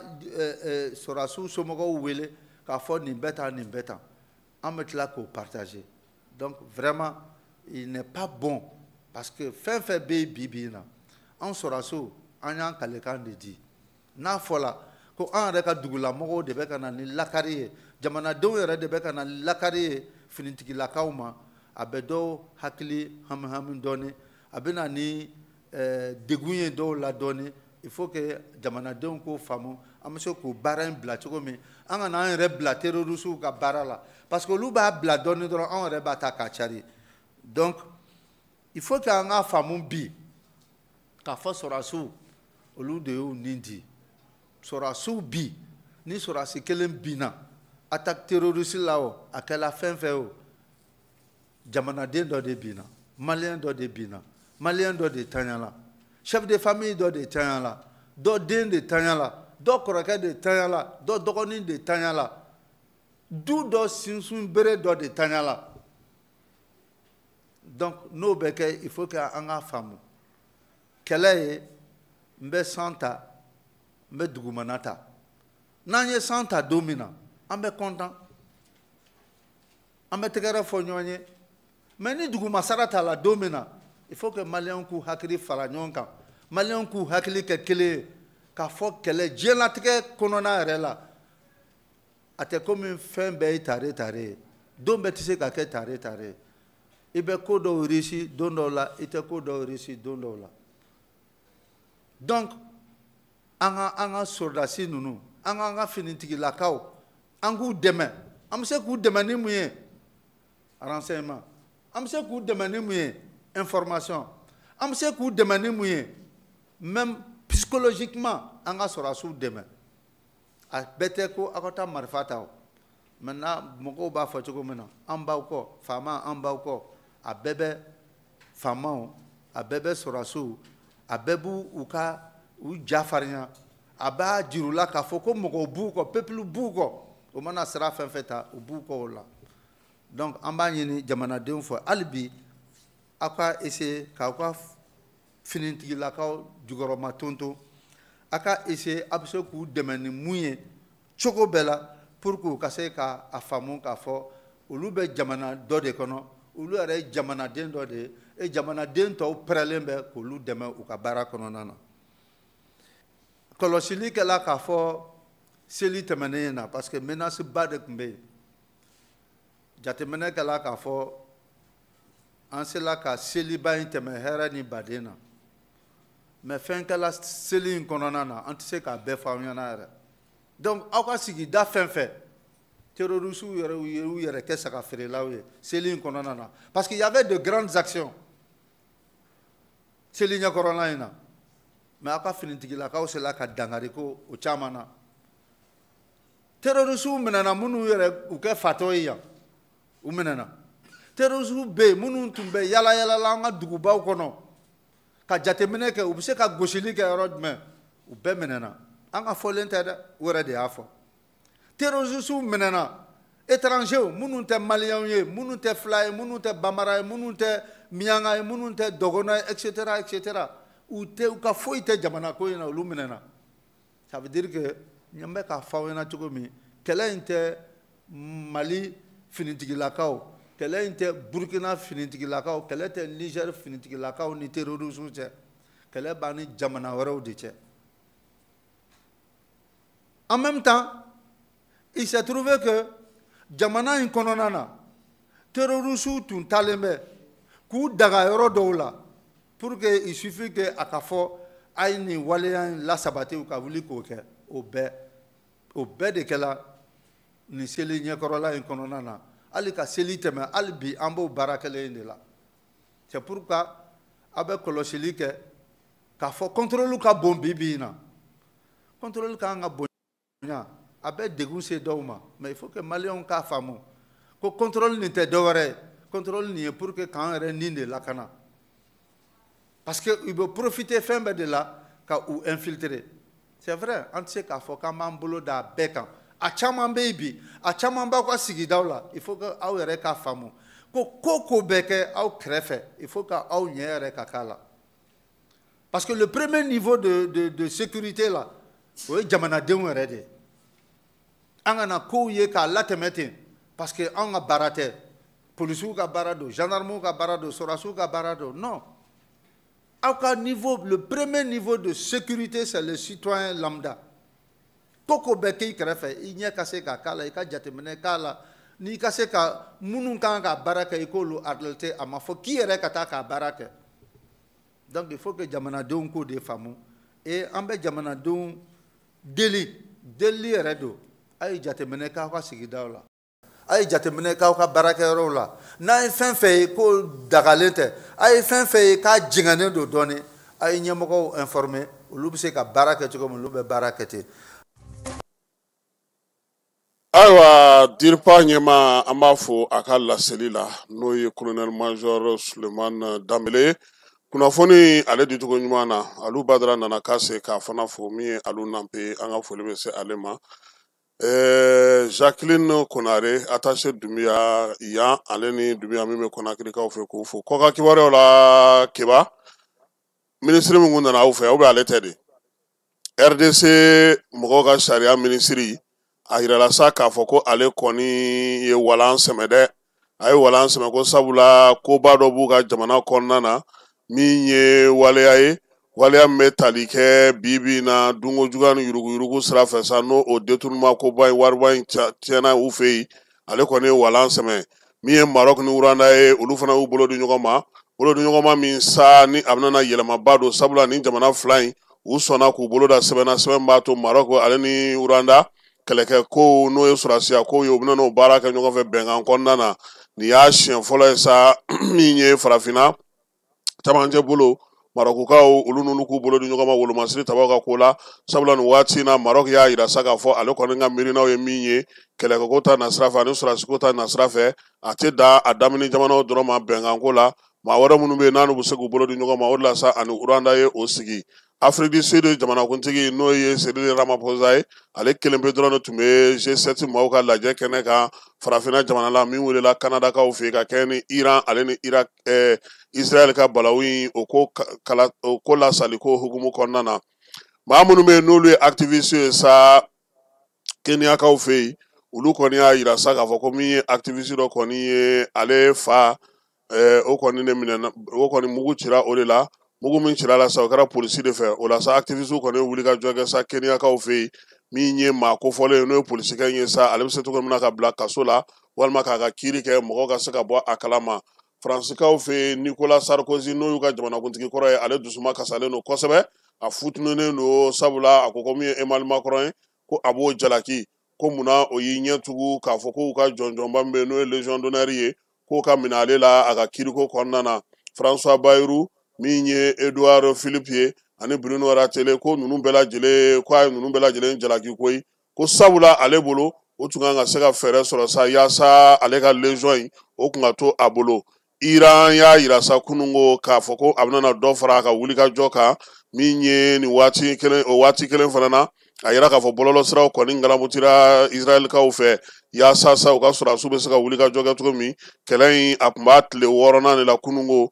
jamana fila in bɛɛ lajɛlen ni ɲɔgɔn cɛ Iran ni Israel ka kɛlɛ in Benjamin Netanyahu e ko ale ma Donald Trump fo wa ko Donald Trump ye dɛmɛ min ta ka ɲɛsin u ma sa yaasa a ka maa minnu bɛ yen n'o ye Américains ye olu bɛ se ka bɔ Israel cogo min ani a bɛ ka balo min fana di sa u bɛ se ka dɛmɛ cogo min na min ye Israel yɛrɛ kɔni ye a yira sa k'a fɔ ko min ye Irankaw ye ko halisa u bɛ ka misiri kɔni kɛrɛ olu ma a bɛ ka kɛrɛ u ma ten réseaux sociaux k'u y'o bɛɛ lajɛlen tigɛ olu la u y'a yira sa k'a fɔ ko fɛɛrɛ ni dabali ka sɔrɔ yaasa min ye Israel yɛrɛ a bɛ se ka lafiya cogo min walima a bɛ se k'i kɔtɔrɔmabɔ cogo min na ka taa sarali bolo k'olu sigi sen kan nin kɛlɛ cɛjugu min filɛ nin ye bi ko min ye misiri minnu kɔni bɛ Iran bolo kunbɛcogo foyi t'u la Israel bolo nin waati in na wa bɛ ka fɛɛrɛ ni dabali de tigɛ sa yaasa nin ko nin bɛ se ka ban cogo min o hukumu kɔnɔna na sa min ye Israelikaw ka jamana ni jamana cɛ sira ɲɛnabɔ minisiri k'a fɔ Irankaw ka jamana ni jamana cɛ sira ɲɛnabɔ minisiri ale ni Amerikaw ka maa mafalenw kɔni ye telefɔni na kuma caman kɛ bi nka bɛnkan ma sɔrɔ u bɛ ka ɲinini de kɛ sa yaasa min ye Iran ye sufɛ muguci in a bɛ se ka dɔ bɔ o la cogo min n'o tɛ a bɛ na Israel ko ban han yɔrɔ kɔni a tiɲɛni barika bɛ ka bonya États-Unis kaw fɛ yen u ka seko ni dɔnko tigilama min bɛ yen n'o ye dɔnkilidala n'o tɔgɔ ye ko R. Kelly ni ale yɛrɛ bɛ kaso la nin waati in na a ko k'u tun b'a fɛ k'ale fa k'a to kaso la koyi a bɛ kaso min na sa n'o ye Central Federal Bureau ye ko a kɔni b'o kɔnɔna na kabini juin kalo tɛmɛnen kabini salon ko nka juin kalo tile 13 tɛmɛnen sa k'u y'a labɔ yaasa ka taa n'a ye furakɛlikɛyɔrɔ dɔ la sabula a yira k'a fɔ ko fura minnu n'o bɛ d'a ma a ka bana hukumu kɔnɔna na k'o furaw dama tɛmɛna kosɛbɛ a bɔlen sa min ye R. Kelly ye a y'a yira a ka surandonbagaw la k'u tun b'a fɛ k'ale fa koyi ko sabula k'u ye fura minnu d'ale ma k'o furaw tali olu cayara ale farikolo ma kojugu ko wa ko nin waati in na k'u kɛlen don k'ale kɛ kɛrɛfɛden ye k'ale mabɔ kasoladenw tɔw la k'ale ni kun to to a ko senfɛ sabula a kun tɛna maa sɔrɔ a bɛ se ka kuma cogo min halisa États-Unis kaw fɛ yen min ye dɛmɛ pankurun dɔ ye sa États-Unis kɔni a n'a ka wolomasiri tabaw olu y'o ta sa ka se ka minɛn dɔw kɔni fili min ye nin waati in na Sudan du Sud o masuruna na maa minnu bɛ yen ni degun bɛ olu kan u bɛ se cogo min na ka balo sɔrɔ halisa États-Unis kaw fɛ yen bɔlɔlɔsira min bɛ yen n'a bɛ f'a ma ko Twitter ni ale tɔgɔ kura ye X ye o ye maa min ta ye sa o ye Elon Musk ye Elon Musk kɔni jɔyɔrɔ bonyana kosɛbɛ Donald Trump ale ka kalata la nin kalo in tile 18 kunungo a y'a yira sa k'a fɔ ko kiiriso dɔ bɛ yen n'o bɛ New York kaw fɛ yen ko a bɛna wuli ka ɲɛsin olu ma koyi k'u ye fɛɛrɛ min sigi sa ka se k'ale ka X kɔnɔna lajɛ k'o tɛna bɛn a ma bi o tɛna jɔ a ma sini wa fana ko min ye o ko in ye ko bɛna dan sigi kosɛbɛ ale nɔfɛmaw n'a kanubaw olu ka kibaruyaw dili la olu la kɔlɔsili la min ye New York État ye ko n'u m'o dabila fiyewu ko sariya min bɛ yen n'o bɛ tali kɛ bɔlɔlɔsira la ani kunnafonidiko ta nasira la k'a bɛ o dan sago kosɛbɛ ale bɛna wuli ka jɔ kɛ yaasa ka se ka bila a ka hakɛw olu bɛɛ lajɛlen kɔnɔna na nin yɔrɔ in na sa an bɛ tanti Mariam Samake fo min ye tɔntɔn Ci Jakite k'ale fana fo commissaire Kamate Mokhtar Dunɲɔ k'ale fo Bakari Kante Master Sumi min ye Dunɲɔ ye Mokhtar Dunɲɔ DC transport ɲɛmaa k'ale fana fo k'a waleɲuman dɔn Isa Kante k'ale fo OMB kɔnɔna na Sankaw fɛ Maberte Raskebe Master Sumi ani Doni Brasco Baba Maiga ale ni Prince Bubula ka fana fo ka wale ɲuman dɔn min ye Mas sa ale ni Jangina k'olu fana fo Voix du Mali kɔnɔna na. Amdalaye Bedi ani Amdalaye Isa k'olu fana fo. Mula Idris an ka foli bɛ s'a ma. Jara ale ni Isa Kaba Fanta Tomota Amadou Lassana Konare Youssou Karabati ani Moribo Sanogo k'olu fo renouveau ale kɔnɔna na. École Kalajata maaw Dr Salim n'a ka cɛ dɔ k'u fo. Aba Titani kɔnɔna na. Pressing Dagdag Kanute ni ye jagabutigi maaw ye Amdalaye Asseila k'u fo. Mali Fura min ye Omo n'a ka baarakɛlaw ye Ɲamakɔrɔ. Kuso Tera Sama Transfer maaw min ye Dawuda Kulubali n'a ka cɛ dɔ ye k'olu fana fo. Lassana Kone Savan ani Malik Bazoum Segukaw fɛ yen an b'olu fo k'u wale ɲuman dɔn. Su in na minisiri min bɛ jamana kɔnɔ lakana ko kunna an ale de bɛna ɲɔgɔn sɔrɔ barosigi sen kan barosigi min na a bɛ fɔ ma ko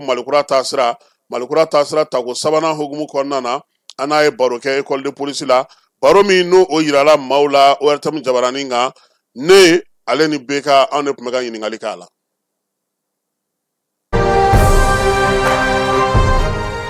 Mali telesoba filɛbaw an ka foli bɛ aw kelen kelen bɛɛ lajɛlen ye k'a ladɔnniya k'a fɔ an bɛ Malikura taasira ale kɛnɛ sigiko sabanan o de kan faso jama min bɛ k'a dɔn kɔnɔna na ani minnu bɛ kɔ kan olu bɛ se ka kunnafoni sɔrɔ cogo min na jamana ko ɲɛnabɔlaw olu ka baara kɛtaw minnu bɛ senna ani minnu bolodalen don ka se ka bɔ o bɛɛ lajɛlen kalama o de kun kɔnɔna na an bɛ yɔrɔ min na i ko bi o ye k'a dɔn école de police ye école de police o ye k'a dɔn polisiya ale ye kalansoba ye min bɛ an ka jamana tɔgɔ la yen nɔ ani minisiri min ni ale b'i k'a dɔn faso jama ka lakana ani an bolominɛw bɛɛ lajɛlen lakanani kunna ni o ye général de division Daoud Ali Mohamedine ale don ani ale bɛna jɛ ka masala in senfɛ an b'i k'a dɔn k'a fɔ ɲininkali dɔw kɛ a la min ni a y'a kanu ka o jaabi yaasa ka faso jama bɛɛ lajɛlen kunnafoni ne Boromakane BK ka bɔ ORTM la ani an baarakɛ ɲɔgɔn ni o ye Kasim Traoré ye ka bɔ radio jani.ml la ni ala sɔnna a ma ani ale de bɛna baro kɛ ani minisiri Kasim Traoré. Boromakane i ni ɲankuma. A diyara n ye. Monsieur le ministre bisimila an ka kɛnɛ kɔnɔna na. Monsieur le ministre an b'i fo k'i waleɲuman dɔn i sɔnnen kɔ ka nin kɛnɛ in awɔ i k'a dɔn a minɛ an ye yaasa an ka se ka masala ɲininkali fɔlɔ min ni an b'a fɛ ka o k'i la bɛɛ lajɛlen y'a dɔn k'a fɔ ko jamana ka yiriwa tɛ sabati ni lakana tɛ ka jamana kɔnɔdenw lakana ani k'u bolominɛw lakana o bɛ na ni hakilisigi ani ka se k'a to u k'u ɲɛsin jamana baaraw ma nka yanni an ka don masalaw kɔnɔ an yɛrɛw kun ye ŋunuŋunu kan caman mɛn e yɛrɛ kunkan n'o ye farikolo kɛnɛya ye mon général bi kow bɛ cogo di i ni kun bɛ cogo di kɛnɛya ta fan fɛ. BK i ni ce i ni baraji alhamdulilayi bi n ka kɛnɛ n kun sɛgɛnnen don donc a kun ka kan n ka waati kunkurun ta ka taa n sɛgɛn lafiya bɔ o kɛra n ka kɛnɛ bɛ yan bi n bɛ faso baara la an bɛ faso ka bila la. tubarikala o diyara n ye ala k'a ni kɛnɛya ala ka kɛnɛya jidi ayiwa mon général an ka don kuma kɔnɔ n b'a fɛ k'a dɔn ni a y'a sɔrɔ jamana kɔnɔna lakana lakika don wa lakana bɛ yɛrɛ yɛrɛ wa min ni an bɛ se ka an jigi ma da o kan wa. BK i ni ce ni baraji n bɛ fɛ ka fɛn fɔlɔ min f'i ye bi bi in na finidonnaw bɛɛ n'a ye forces armées de sécurité ye u bɛ tile u bɛ si jamana in lakani na nka i y'a kɛ cogo o cogo dɔ bɛ yɔrɔ dɔ la min ma dafa dɔ bɛ yɔrɔ dɔ la min kan ka kɛ. N y'a fɔ cogoya min na nasarakan na sécurité 100% a tɛ diɲɛ fan si nka an b'an cɛsiri o cɛsiri an b'o la n'an b'o la an ka jamana kuntigi yɛrɛ ka yamaruya kɔnɔ n'o ye chef suprême des armées général d'armée Assimi Goïta min y'a ɲini an fɛ k'a fɔ an bɛ ko o ko la an ka jamanaden lakana k'u bolofɛn lakana ni maanifin ma lakana a tɛ se ka foyi kɛ i tɛ se ka baara foyi de dɔgɔda ni lakana tɛ o lakana in an bɛ a baara la su ni tile an bolo dilen bɛ ɲɔgɔn ma min ye force de sécurité ani forces armées fan bɛɛ an bolo dilen bɛ ɲɔgɔn ma an bɛ baara la o lakana in na nka halisa i y'a fɔ cogoya min na dɔ b'a jɛ min b'a jɛ an b'o la an bɛ ka fɛn kuraw ta baara kuraw ta ka fɛn kuraw bolomada walasa min b'a to nin lakana in caman ka fara a kan. jamana kɔnɔdenw yɛrɛ sen b'a la nɔ. a tɛ se ka t'olu kɔ a tɛ se ka t'olu kɔ lakana foyi tɛ se ka kɛ a kɛcogo ɲuman na ni jamanadenw t'a la o tɛ se ka kɛ parce que bi n'i y'a mɛn i bɛ mɔgɔ juguw kɛlɛ i b'u kɛlɛ n'o y'a sɔrɔ i ɲɛ b'u la i b'u kɛlɛ n'o y'a sɔrɔ kunnafoni bi i bolo u kan moyen caman b'an bolo ka kunnafoni sɔrɔ u kan mais kunnafoni sɔrɔ cogo ɲuman ye i bɛ min sɔrɔ adamadenw fɛ n y'a ye n m'a mɛn nka n y'a ye ni mɔgɔ nana f'i ye ko n ye nin ye yan o ɲɔgɔn kunnafoli tɛ donc o de kama bi a tɛ se ka taa jamanadenw kɔ an b'a ɲini u fɛ u k'an dɛmɛ k'u lakana u k'an dɛmɛ k'an yɛrɛ lakana n'u ye mɔgɔ jugu ye yɔrɔ o yɔrɔ n'u ye fɛn o fɛn yɔrɔ dɔ u m'a faamuya u ye mɔgɔ dɔ ye fɛn dɔ b'a bolo u m'a faamuya a kɛra taxi kɔnɔna ye a kɛra moto taxi a kɛra yɔrɔ o yɔrɔ a kɛra mobili ye n'u ye fɛn dɔ u m'a faamuya n'u yɛrɛ b'a dɔn k'a fɔ nin tɛ ko jɛlen nin tɛ ko ɲuman ye u ka boli ka se finidonna dɔw ma n'o ye forces armées de sécurité ka kunnafoli d'o ma n'an ye kunnafoli ɲuman sɔrɔ waati ɲuman kɔnɔ o b'a to ni kojugu min bolo dalen an bɛ se k'o kɛlɛ yanni tiɲɛni ka kɛ. Monsieur le ministre an b'a dɔn k'a fɔ bamanciwale kɛbaa ni nijugawale kɛbaa olu ka bingali bɛ yen ani waati laban in na a bɛ n'a fɔ bingalikɛlaw yɛrɛ an bɛ minnu dɔn i n'a fɔ polisiw tun bɛ mun minɛ kɔrɔlen zon olu fana sen bɛ ka don kow na aw bɛna se k'olu bɔ ɲɔgɔn na cogo di dugudenw ka se ka lafiya. n y'o de fɔ n ko sisan fɔlɔ terrorisiw tun bɛ a b'a fɔ min ma ko terrorisiw minnu ni malifaba ni fɛnw ye ani fɔlɔ bandiw tun bɛ yen banditisme o tun bɛ ka kɔrɔ o tun bɛ terrorisme yɛrɛ ɲɛ binganikɛlaw nka sisan yɔrɔ caman olu fila de kelen bɛ k'u bolo di ɲɔgɔn ma o de kama sinon banditisme ye fɛn ye an bɛ min ye généralement an ka dugubaw kɔnɔ n'o ye ka bin mɔgɔ ka moto minɛ ka taa ka butigi kari ka taa ka so kari ka fara hali drogue feere ni drogue ta ni fɛnw kan olu bɛɛ bɛ banditisme na duguba ni fɛnw kɔnɔ ani sirabaw ni fɛnw kan bi bi na nin bɛɛ de bɛ kɛlɛ dɔ tɛ kɛlɛ ka dɔ to i y'a fɔ cogoya min na u fila bɛɛ bɛ ɲɔgɔn fɛ dɔ tɛ kɛlɛ ka dɔ to bandi ye kojugukɛla ye cogoya min na terroriste ye kojugukɛla ye o cogoya kelen na bi an kelen bɛ ka patrouille baw boloda fɔlɔfɔlɔ patrouille baw n'a fɔ ma patrouille de grandes envergures an tun b'o k'an ka dugubaw n'an ka sirabaw kan ni ko dɔw de kun dɔgɔdara seliba sera 31 sera ou bien 20 janvier nka sisan o tɛ ni patrouille nin bɛ kɛ don o don jamaba de bɛ bɔ ka patrouille kɛ an tilala ka tilefɛ patrouille fana fara kan parce que kojugukɛla ninnu sisan waati t'u la aw yɛrɛ m'a jateminɛ hali n'u b'an ka kanw attaquer fɔlɔ attaque bɛɛ tun bɛ kɛ sufɛ ou bien dugu tilaman fɛ nka sisan u b'a kɛ wula u b'a kɛ hali tilegan dɛrɛdɛrɛ fɛ donc waati tɛ tiɲɛnikɛla ka tiɲɛni na o de b'a to an ye o patrouille ninnu dɔgɔda wa an bɛ ka senna patrouille fana kɛ n'o ye patrouille pédestre ye n'a jateminɛ yɔrɔ caman na duguba kɔnɔ surtout Bamakɔ a bɛ se ka policiers ou bien gardes ou bien gendarmes ye ka tagama ka patrouille ni fɛnw kɛ o fana ye patrouille pédestre ye o fana n'a nafa bɛ yen donc k'a fɔ ko u k'a bila u kunna ko sunɔgɔ t'u ye an bɛ ka baara kɛ an bɛ ka fɛn caman fana développer min b'a to an bɛ se k'u sɔrɔ nka halisa n ye min fɔ o ye population ka collaboration population ka jɛ parce que kuma dɔw tiɲɛnikɛla ninnu u b'u dogo yɔrɔ dɔ de la u b'u dogo dɔ de fɛ yen nɔ ni mɔgɔw y'an dɛmɛ k'u yɔrɔ dɔn k'an dɛmɛ k'a fɔ an ye nin bɛ yan nin bɛ nin yɔrɔ in na dɔ bɛ ka nin kɛ ou bien dɔ bɛ nin yɛrɛ an bɛ ka sigi a tigi la o b'a to an bɛ se ka s'a tigi ma k'a tigi minɛ yan'a ka kojugu kɛ n bɛ se k'a f'i ye k'a fɔ ko baaraba bɛ ka kɛ o la banditisme ba hali terrorisme parce que yɔrɔ caman na u fila bɛɛ kelen bɛ k'u bolo di ɲɔgɔn ma. Ministre Dawuda yana min ye lakana ye yaasa a ka se ka sabati fo mɔɔw bugulatigɛ ka dɔn k'a dɔn nin ye karisa ye a sigi bɛ yan fɛ a ka baara ye nin ye o dun tɛ taa sɛbɛnfura lakikaw kɔ waatiw la a ye baara dɔw daminɛ min bɛ se ka an ka jamana kɔnɔdenw bugulatigɛ sɛbɛn ko ka o ɲɛnabɔ bugula sɛbɛn lakika min tɛ se ka namara a tɛ se ka yɛlɛma cogo si la nka an bɛ don min ko bi o bugulatigɛ sɛbɛn ninnu ni o ye carte biométrique ni carte d'identité ye a kuma cayalen don ko a ti sɔrɔ wa a dɔw fana bɛ yen nɔ i b'a ye k'a fɔ majɛ bɛ olu dɔw sɛbɛncogo la kunnafoniw ta fanfɛlaw la kunnafoni jumɛn b'i bolo k'a di jamanadenw ma. n cɛ ni baraji ni carte d'identité n'o ye carte d'identité biométrique sécurisé ye an ka jamana y'a ta an ka yɛrɛma hɔrɔnya cadre kɔnɔ parce que an bɛ fɛ ka base de données de di walasa an ka jamanadenw u ka information ka kɛ fɛn maralen ka ɲɛ fɛn filanan ye ka se ka papier fana di n'a fɔ o ma ko document de voyage d'identité i bɛ se ka voyager ni min ou bien carte d'identité o ka se ka ɲuman sɔrɔ ka di an ka jamanadenw ma n'i y'a jateminɛ carte d'identité min papier laman bɛ yen nɔ an y'a ye waati dɔ la a tun bɛ bɛɛ bolo hali minnu tɛ maliyɛn ye i bɛ Mali passeport i bɛ Mali carte d'identité donc o hakili min taara sisan walasa ka carte d'identité biométrique sécurisé in bila walasa a kana se ka falsifier a kana se ka yɛlɛma ne kana t'e ta ou bien n ka taa dɔ ta k'o tɔgɔ yɛlɛma ou bien walasa ou bien ka adresse yɛlɛma ou bien k'a ka wolo yɔrɔ n'a ka wolodugu yɛlɛma o kana se ka kɛ min b'a to yɛlɛma foyi tɛ se ka k'a la n'a bɛ fɔ a ma ko sécuriser jamana y'a ta fɔlɔ o cadre la o hukumu na o baara daminɛnen 40 millions seegin de bɔra millions seegin de dilanna an filɛ nin yɔrɔ min na ka di jamana fan bɛɛ fɛ hali an ka jamanaden minnu bɛ extérieur la n'a fɔra ko malien de l'extérieur a taara ambassade ni fɛn ninnu bɛɛ la ani ministère de l'administration territoriale ni ministère des affaires étrangères et instruction dɔ bɔ an saba ni ɲɔgɔn cɛ walasa a di cogo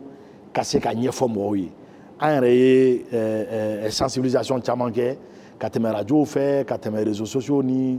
les canaux de communication caman fɛ walasa k'a yira mɔgɔw la a bɛ sɔrɔ cogoya min na i bɛ se i ka carte localiser yɔrɔ min na ka se k'a dɔn a bɛ yɔrɔ min nka o bɛɛ la halisa caman tɛ ka taa nɔfɛ an ye min yɛrɛ jateminɛ an ka yɔrɔ la a ka nɔgɔn mɔgɔ ma ka na carte papier lama in ta 340 o de y'a prix yɛrɛ yɛrɛ ye o ka nɔgɔn ma ni ka taa a ɲini k'a dɔn u ka carte biométrique bɛ yɔrɔ min na caman bɛ n'a bi na k'o carte papier ma in ta k'a sɔrɔ carte biométrique dilannen don a bɛ commissariat ou bien brigade de gendarmerie dɔ la n'a kun taara o ɲini o lafiya ka bon a ma ni nin ye 8 millions de cartes min dira a 8 millions carte bɛɛ dira fu donc hakili o bɛ yen nɔ n'i ye Bamako dɔrɔn ta 732 000 cartes au dɔrɔn de retiré la Bamako sur 1 360 000 cartes 1 360 000 cartes de dilanna Bamako kama nka 732 000 dɔrɔn de retiré la bi donc a carte bɛ commissariat la a carte bɛ brigade an ye communication caman k'a kan communication caman kɛra a kan a sɔrɔ cogo ani fɛnw an y'a kɛ halisa a bɛ ka continuer walasa mɔgɔw k'a dɔn a bɛ sɔrɔ yɔrɔ min na nka halisa an bɛ a ɲini u fɛ u ka taa n'i ye taux de retrait dɔrɔn jateminɛ Bamako 54% i b'a dɔn o ka dɔgɔn cartes bɛ yɔrɔw la a bɛ yen mɔgɔw ka taa nɔfɛ an b'o ɲini fɔ parce que n'a sera waati dɔ la carte papier ma in an bɛn'o dilanni dabila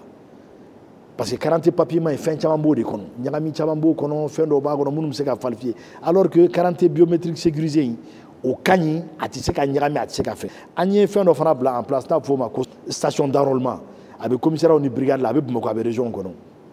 o bilala sur place n'i taara i bɛ enrôler an ye 44 000 cartes de dilan au système in na avec les stations d'enrôlement k'a bila jamanadenw ka disposition na o 44 000 cartes dilanna o yɛrɛ bɛ a bɛ di yɔrɔ minnu ma les points de distribution olu bɛ yen nɔ ka ban nka halisa n b'a ɲini mɔgɔw fɛ u ka u sen b'u yɔrɔ kɔrɔ ka taa carte ninnu ɲini carte ninnu dalen bɛ yen mɔgɔ caman de carte dalen bɛ yen taa commissariat la n'i bɔra taa commissariat dɔ la i ka taa lajɛ i b'a sɔrɔ carte dɔw dalen bɛ yen. o cogoya kelen fana de don an ka jamanaden minnu bɛ kɔ kan wa. jamanaden minnu bɛ kɔ kan o cogoya kelen de don nka n b'a f'i ye Bamako n'i y'a jateminɛ min ka gɛlɛn région bɛ carte retiré min kɛ o ka ca ni min Bamako taw b'a retiré min kɛ an ka jamana fana kɔ kan o de don mais engouement ba bɛ jamanadenw kan parce que n'i bɛ jamana kɔ kan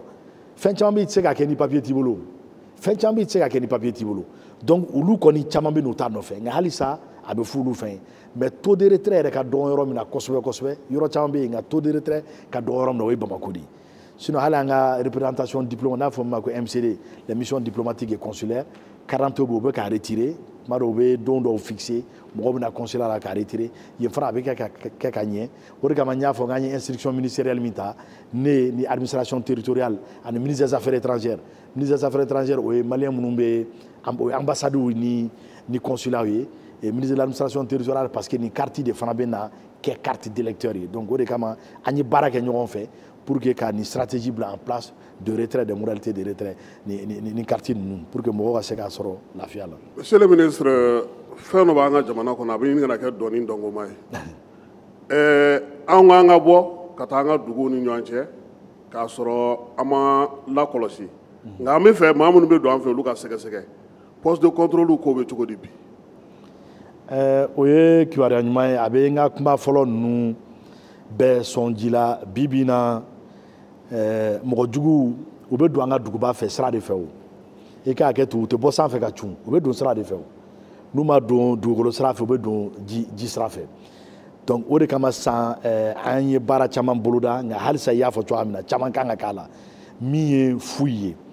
mobili man ka tɛmɛ ka don duguba kɔnɔ k'a sɔrɔ an ka poste de contrôle an ka poste de sécurité u m'a jɔ u ma mobili lajɔ ka minnu bɛ mobili kɔnɔ fɔlɔ k'olu vérifier k'olu ka carte lajɛ k'a sɛgɛsɛgɛ mɔgɔ sugu jumɛnw don ka mobili papier lajɛ ani fɛn bɛ mobili kɔnɔ bi bi in na an y'a lajɛ tiɲɛni caman kɛra an ka dugu dɔw la attaque ni fɛn dɔw kɛra a maramafɛnw donna cogo di n'u ma don mobiliw fɛ minnu bɛ baganw ta u bɛ don charbon mobiliw fɛ u bɛ don balo mobiliw fɛ donc i kɛra mobili sugu o sugu ye a kɛra charbon ta mobili ye a kɛra bagan ta mobili ye a kɛra mobili o mobili a kɛra moto ye n ko mɔgɔw bɛ marifa ta ka bila moto seli jukɔrɔ a kɛ taa katakatani ye nin bɛɛ de kan ka lajɛ responsable des services de sécurité bɛ yan don o don a bɛ f'u ye u yɛrɛ don o don cɛsirilen o fana b'a fɔ dugumamɔgɔw ye k'a fɔ nin ye fɛn min ye n'an tɛ fɛ maramafɛnw fɛn juguw drogue na an tɛ fɛ fɛn o fɛn ka don an ka dugubaw n'an tɛ fɛ an ka don il faut k'an ka hakili to nin foyi de la degun b'a la dɔɔni dɔw b'a fɔ ko foyi tɛ kɛ a ɲɛ ma poste contrôle ni fɛn na nka dɔw fana bɛna fɔ an ye ko k'an tɔɔrɔlen don foyi bɛ kɛ a bɛ mɛn bon i y'a fɔ cogoya min na an tɛ a ma nɔgɔn n'i ko foyi ka kɛ a kɛcogo ɲuman na dɔw kɔni bɛ kɔnɔni kɛ ka mɛn n'a fɔra i ka mobili kɔnɔ mɔgɔw f'u ye ka mobili papier lajɛ ka tila ka mobili yɛrɛ kɔnɔnafɛnw f'u ye i b'a dɔn a bɛ temps dɔɔni ta donc an b'a ɲini mɔgɔw fɛ u ka sabali u k'a bila u kunna nin bɛɛ ye u yɛrɛ lakana de ye ni maramafɛn donna ni fɛn jugu donna dugu kɔnɔ mɔgɔ t'a dɔn a bɛ taa ci yɔrɔ min na donc an bɛɛ ka hakili fara ɲɔgɔn kan k'o fɔ baara caman bɛ ka k'a la dɛ nka halisa an bɛ ka moyen wɛrɛw développer an ka poste de contrôle ni fɛnw na. Mon général an y'a ye k'a fɔ waatiw tɛmɛna welewele dara ka ngamo gosi k'a fɔ ko polisi cɛta kan ka kɛ maaw fana ka kan ka ta ka don protection civile la a wulikajɔ barika bonyana denmisɛnw fɛ kosɛbɛ minnu bɛ yen n'u b'a fɛ k'u yɛrɛkun di jamana lakanani baaraw la nka barodaw la a bɛ yira k'a fɔ ko n'a fɔra ko mago bɛ hakɛ min na ni o maaw nana ko gɛlɛya bɛ tila ka don a la dɔw yɛrɛ ko namara yɛrɛ de ka ca ni cɛta ninnu na e bɛ se ka walawalali jumɛn di yaasa maaw k'a faamu. n bɛ se ka min fɔ k'a fɔ ko namara b'a la n tɛ na so ma kosɛbɛ nka bon ni mɔgɔ ye min fɔ an b'a minɛ ni information fɛn o fɛn dira an ma a ko la an b'a sɛgɛsɛgɛ n'i y'a jateminɛ a bɛ san damadɔni bɔ an ye recrutement décentralisé fɔlɔ recrutement n'i bɛna don polisi ou bien n'i bɛna don protection a bɛɛ bɛ kɛ Bamakɔ yan i bɛ Menakaw i bɛ Kidal i bɛ Tɔnbɔkutu i bɛna Bamakɔ yan k'i ka dossier déposer a bɛɛ de bɛ ɲɛnabɔ Bamakɔ yan o man ɲi Mali tɛ Bamakɔ dɔrɔn ye Mali 19 régions ani Bamakɔ district an y'a décentralisé sisan ni recrutement bɛ ka kɛ n'i bɛ Mopti n'i bɛ fɛ ka don policier ou bien i bɛ fɛ ka don protection civile la i b'i ka dossier déposer Mopti a recrutement processus bɛɛ bɛ kɛ Mopti fo résultat final quota de bɛ di région ma en fonction mɔgɔ hakɛ min ye dossier déposé donc o sɛgɛsɛgɛliba bɛ yen filanan ye min ye n'an y'a mɛn k'a fɔ ko yɔrɔ dɔ la a tɛ k'a kɛcogo ɲuman na a kɛra hali kɔsa in na région dɔw la an ye région dɔw ta annulé ka tila ka sanction ta a kɛra kɔsa in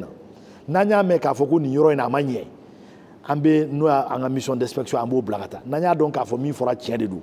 an b'a bɔ a ma wa an bɛ sanction ta parce que o man ka kɛ bi bi in na jamanadenw bɛɛ de ka kan. a yirala k'a fɔ ko hali o cɛta ninnu senfɛ ko denmisɛnnin 2000 ni kɔ k'olu joli sɛgɛsɛgɛra a yira k'a fɔ ko fɛn dɔw b'u joli la min n'u ka kɛnɛya tɛ taa n'o ye drogue ni a ɲɔgɔnna fɛnw ye o kuma kelen ninnu y'a yira k'a fɔ ko o denmisɛnnin 2000 ni kɔ min n'a fɔra k'olu joli man ɲi dɛ ko a b'a fɛ k'olu jɔyɔrɔ de di a somɔgɔw ni a dɔnbaw ma o fana kuma in ye an fɛn dɔɔni. bɛɛ ka fɔlɔ ni recrutement tun bɛ kɛ étape caman b'a la dossier bɛ lajɛ visite médicale bɛ yen visite corporelle bɛ yen visite biologique bɛ yen nka fɔlɔ min ye ɲɛnaminifɛnw ye n'o ye drogue ye o test kun t'a la an y'a ye k'a fɔ an bɛ mɔgɔw ta an bɛ t'u former u bɛ kalo 6 kɛ formation na a dɔw yɛrɛ bɛ baara daminɛ mais baara daminɛnen kɔfɛ an bɛ sɔrɔ k'a dɔn u kɛcogo ou bien u ka kɛwale fɛ k'a fɔ mɔgɔ ɲɛnɛmanw tɛ ni n ko mɔgɔ ɲɛnɛmanw tɛ ça veut dire mɔgɔ min bɛ ɲɛnaminifɛnw ta n'i y'a mɛn ko fini donna an bɛ sɔrɔ barakazi la o tɛ ɲuman ye dɛ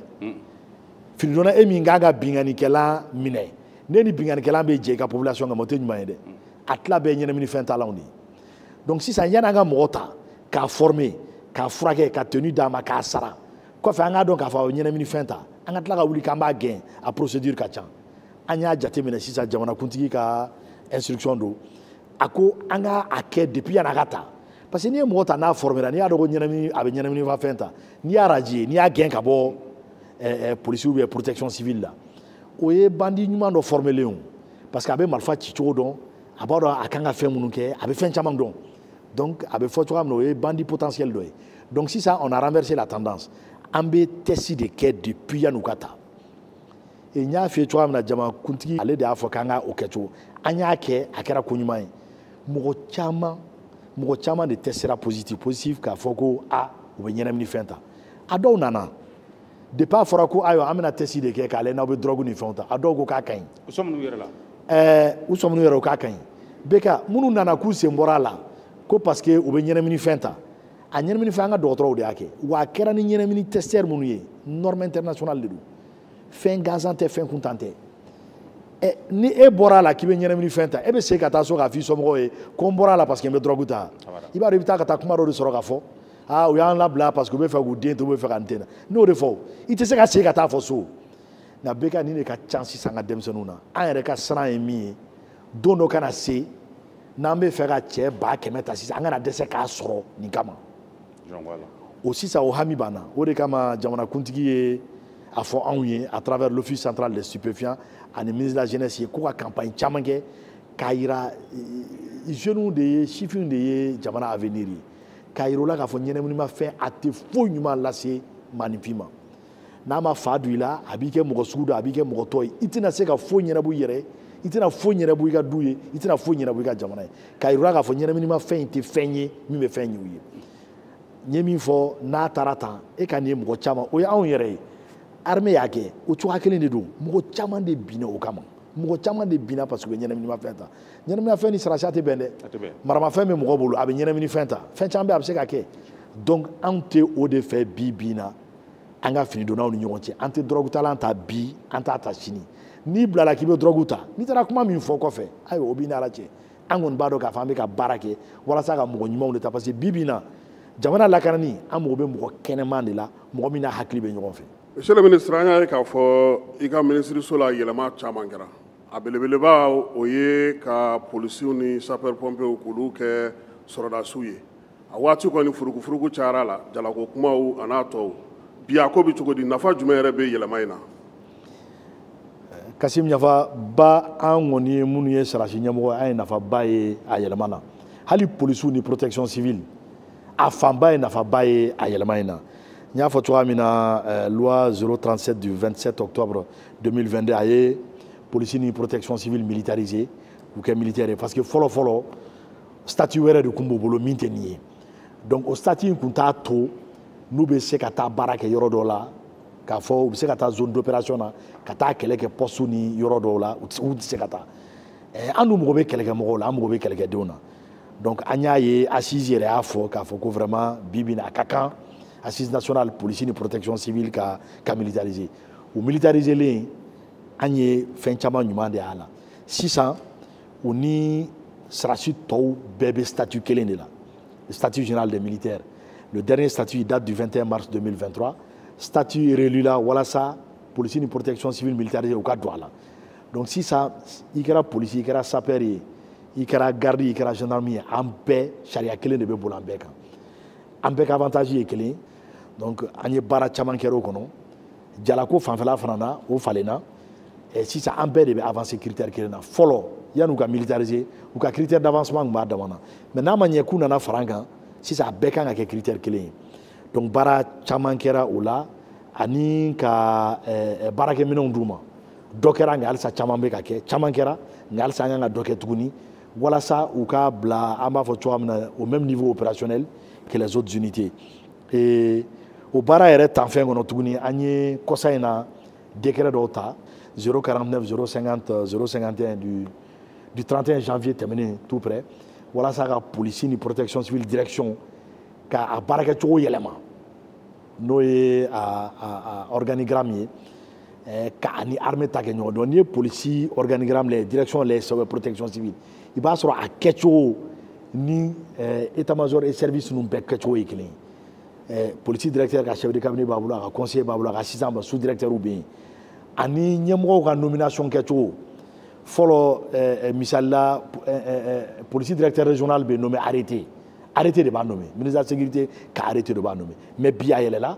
un directeur régional de la police président ka décret de b'a nommé donc nin bɛɛ baara kɛra walasa an bɛɛ ka kɛ kelen ye n'a ma ɲɛ sisan statut kelen de b'an bɛɛ kɛ kelen ye donc il faut que avantage ni nomination fɛn o fɛn de bɛ yen n'o o y'u ka gestion ye an bɛɛ ka kɛ kelen ye ne bɛ min fɔ o ye k'a fɔ ko a kɛra fɛn ɲuman ye formation classique pareil bi na polisiw bɛ CIA kɛ n'o ye certificat interarme polisiw ni protection civile u bɛ CIA kɛ u bɛ BN u bɛ BA2 kɛ a tɛmɛnen kɔnɔ polisi caman y'a kɛ 820 policiers olu de CIA kɛ n'i ye BA jateminɛ 499 BN BA2 protection civile BN BA2 à peu près 40 et CIA plus de 300 donc n ye formation fana dɔ fɔ n'o ye officier de police judiciaire ye kɔsa in na polisi 200 polisi 200 de ye o formation in kɛ o formation in dabɔlen bɛ gendarme ni polisiw dɔrɔn de kama donc u y'o kɛ sisan Falajɛ école de gendarmerie la u ni gendarme de y'a kɛ ɲɔgɔn fɛ donc k'a yira k'a fɔ hali formation minnu bɛ ka kɛ sisan olu sarasu u bɛ sarasu kun bɛ formation min kɛ n'u kun tɛ min kɛ ka kɔrɔ bi bi in o b'o bɛɛ kɛ parce que avancement bɛɛ bɛ critère kelen kan anw dun ka avancement dɔ la formation b'a la n'i taara sanfɛ n'o ye formation supérieure an ye école d'état-major des forces de sécurité dɔ dayɛlɛ a b'a promotion filanan na promotion fɔlɔ kun ye maa 30 ye a maa 30 garde gendarme protection civile ani police promotion filanan u bɛ yen sisan olu bɛ kalan na Falajɛ o ye maa 34 ye nka maa 34 maa 30 ye maliyɛn 4 an tɔɲɔgɔn an terikɛ nigérien 2 b'a la ani an teri burkinabé 2 olu b'o la an ka mɔgɔw bɛ taa formation na yɔrɔ caman u bɛ taa Cameroun u bɛ taa Russie la bi n y'a fɔ Cameroun école d'état-major la yen nɔ an ka mɔgɔ 9 de bɛ yen mɔgɔ 9 in polisi b'a la protection civile b'a la école de guerre la mɔgɔ 2 bɛ yen polisi 1 sapeur 1 an ka mɔgɔw bɛ taa formation fana na Russiw ka ministère de l'intérieur ka académie caman na k'a jira k'a fɔ sisan an ni sarasiw bɛ formation caman kɛ ɲɔgɔn fɛ polisiw ni protection civile a bɛɛ ni sarasiw bɛ formation kelenw de kɛ n'a bɛ f'o ma ko formation classique donc ne bɛ min f'i ye bi bi in na ni militarisation in kɛra ko ɲuman ye a kɔni kɛra ko ɲuman ye a y'a to discipline sigira kosɛbɛ n m'a fɔ ko discipline kun tɛ a bɛ a sigira kosɛbɛ nka a y'a to bɛn fana nana kɔɔriw yɛrɛ ni ɲɔgɔn cɛ kɔɔri kɔnɔnaw la ani kɔɔriw polisi protection ani kɔɔri tɔw cɛ donc nin ye fɛn min ye fɛn ɲuman don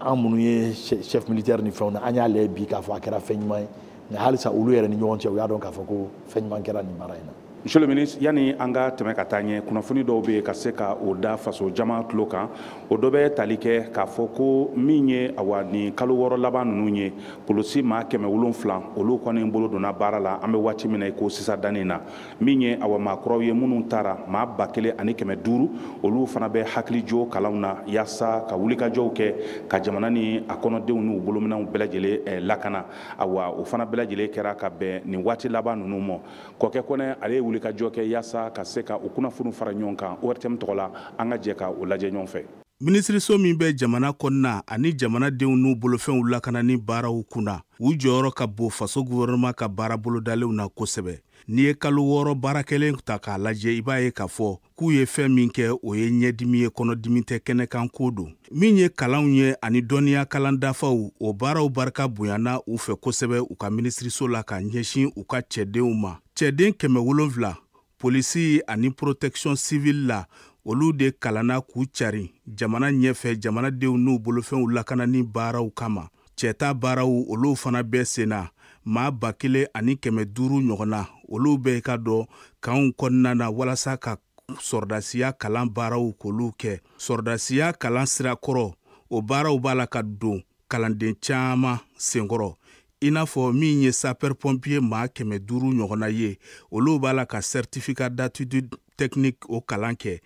Min ye ka dɔn polisi maa 400 ɲɔgɔnna ye olu b'a la ka certificat interarme kalan kɛ. Nin bɛɛ lajɛlen bɛ don hukumu min kɔnɔna na o ye sɔrdasiya baara hakilinaw ye o n'a bɛ f'o ma ko militarisation. Min ye école d'état-major des forces de sécurité o baaraw olu bɛ senna minisiriso in kɔnɔna na o y'u ka baara fanba dɔ ye. Sɔrdasi officier stagiaire o maa 30 ɲɔgɔnna olu tilala kalan na ka ban olu ka kulu filanan olu de bɛ kalan na nin waati na o ye maa 34 ye olu bɛ dɔnniya dafa kalanw na. Minisiriso ma dan o ma a ye baara caman boloda an ka jamana ni jamana wɛrɛ cɛ teriya baaraw hokumu kɔnɔna na ka fara nin bɛɛ lajɛlen kan min ye taama sɛbɛn ye walasa taa ni ka segin bɛ se ka nɔgɔya jamanadenw bolo cogo min ye AESCO hokumu kɔnɔna ye minisiriso ye o baaraw bila sen kan. Taama sɛbɛn wɛrɛw an bɛ waati min na iko bi an ka jamana ɲɛmɔgɔw ka taama jamana kɔkanna na min ye visa 100 ɲɔgɔnna ye o de bɔra ka di jamana ɲɛmɔgɔw ma u ka jamana kunkanko taama la jamana kɔkan. Maa bɛ se k'a fɔ ko minisiriso min ɲɛsinen don jamana kɔnɔna ani jamanadenw ni u bolofɛnw lakanani ma k'u ka baara fanga ka bon ni kuma ye kosɛbɛ. Mon général, sango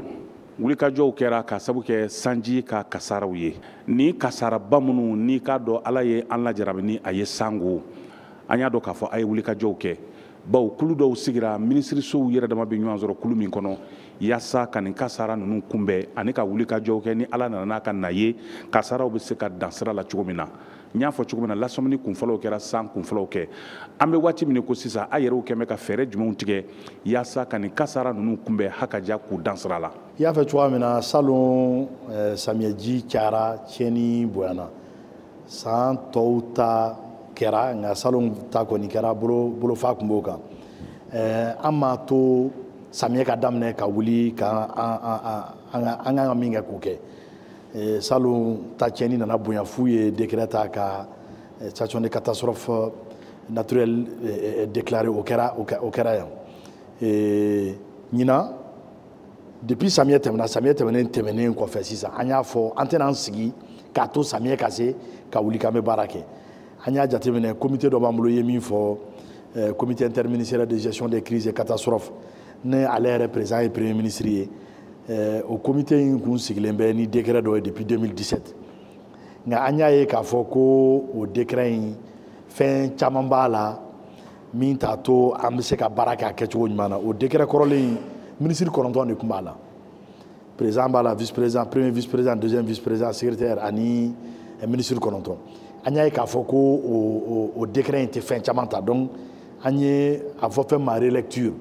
an yɛrɛ y'an sigi k'a lajɛ min kan ka don décret kura kɔnɔ min b'a to ni samiyɛ bɛ tiɲɛni min kɛ an kan ka se ka an sigi k'a kunbɛ fɔlɔ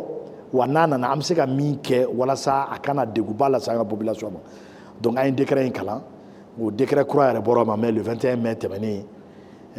a décret kura in ministre 21 de b'a la ka fara commissaire à la sécurité alimentaire kan n'o fara ye ministre ye président si représentant ani premier ministre ka cabinet représentant an ye fɛn caman don a la o décret in kɔnɔ a fɛn dɔ bɛ yen nɔ ko SECOGEC le centre de coordination de gestion des crises ale de ye a bolomafara ye min bɛ baara kɛ n'a bɛ fɔ a ma ko outil opérationnel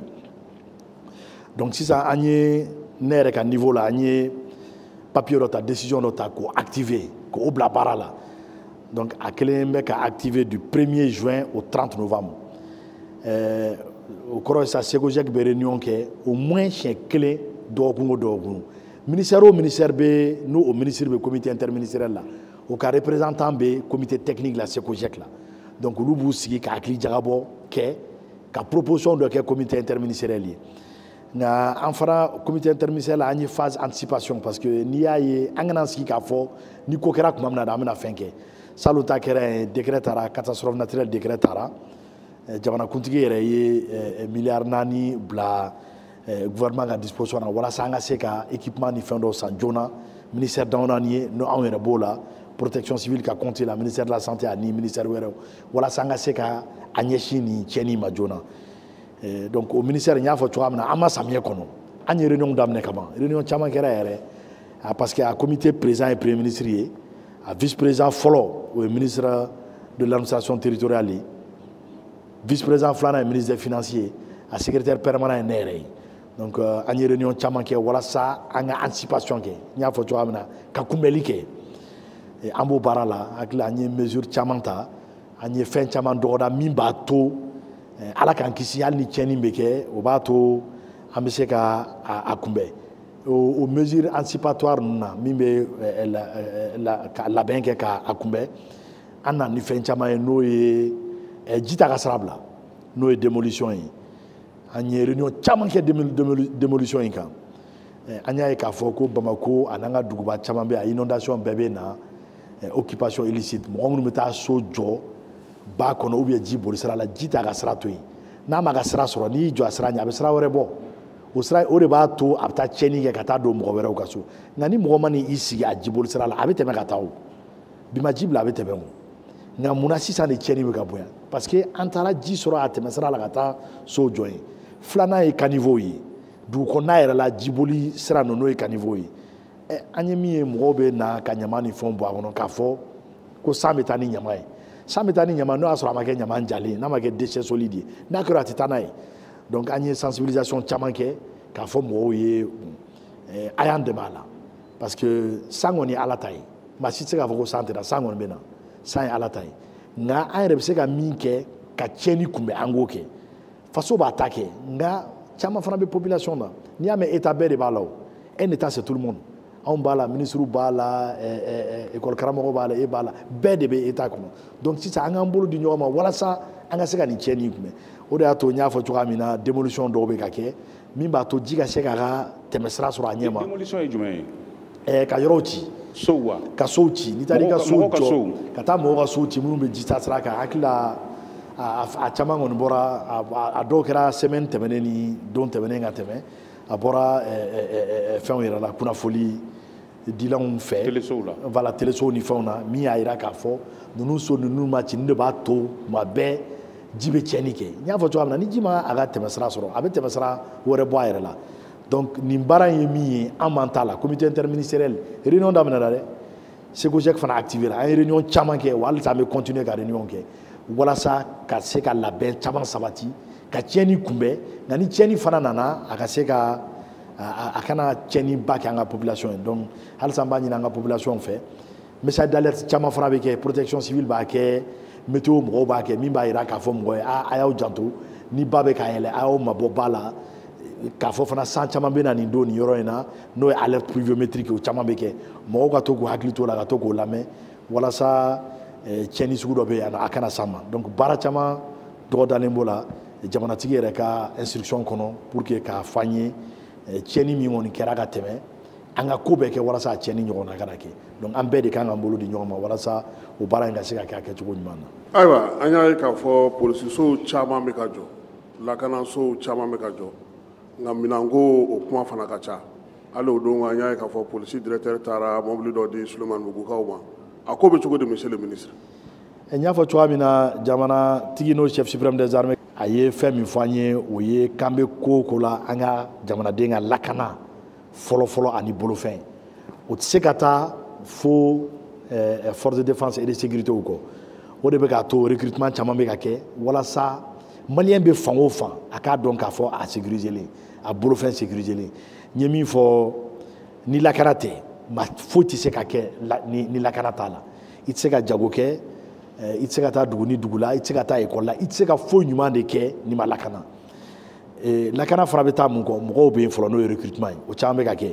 n ye min fɔ hali premier ministre tɛmɛnen CNT la programme d'action gouvernementale a y'a fɔ mɔgɔ hakɛ min kan ka ta forces armées la ani min kan ka ta sécurité a yɛrɛ ye mɔgɔ caman don pour dire que halisa baara bɛ ka kɛ walasa ka recrutement caman kɛ pour que maillage sécuritaire in ka se ka kɛ an ka jamana fan bɛɛ fɛ minɛnw fana bɛ ka san minɛn caman bɛ ka san caman kɛra mais halisa dɔ bɛ yen ka na o de bɛ k'a to an bɛ ka baara kɛ walasa ka bolimafɛnw di ka jɔliw fana kɛ parce que hali n'i ye bolimafɛn di f'i ka maramafɛnw fana ɲini o caman bɛ ka kɛ comme an y'a fɔ cogo di a b'i ko sanji jukɔrɔ wɔsi fan bɛɛ demandes bɛ yen nɔ fan bɛɛ besoin de sécurité bɛ yen nɔ donc o de b'a to sisan a ka di bɛɛ ye sisan lakana ka n'i kɛrɛfɛ donc an b'o baara la walasa an ka finidonnaw a kɛra armée ye a kɛra force de sécurité ye u ka se ka bolimafɛnw sɔrɔ parce que hali n'i ye mɔgɔ recruter f'i ka baarakɛminɛnw d'a ma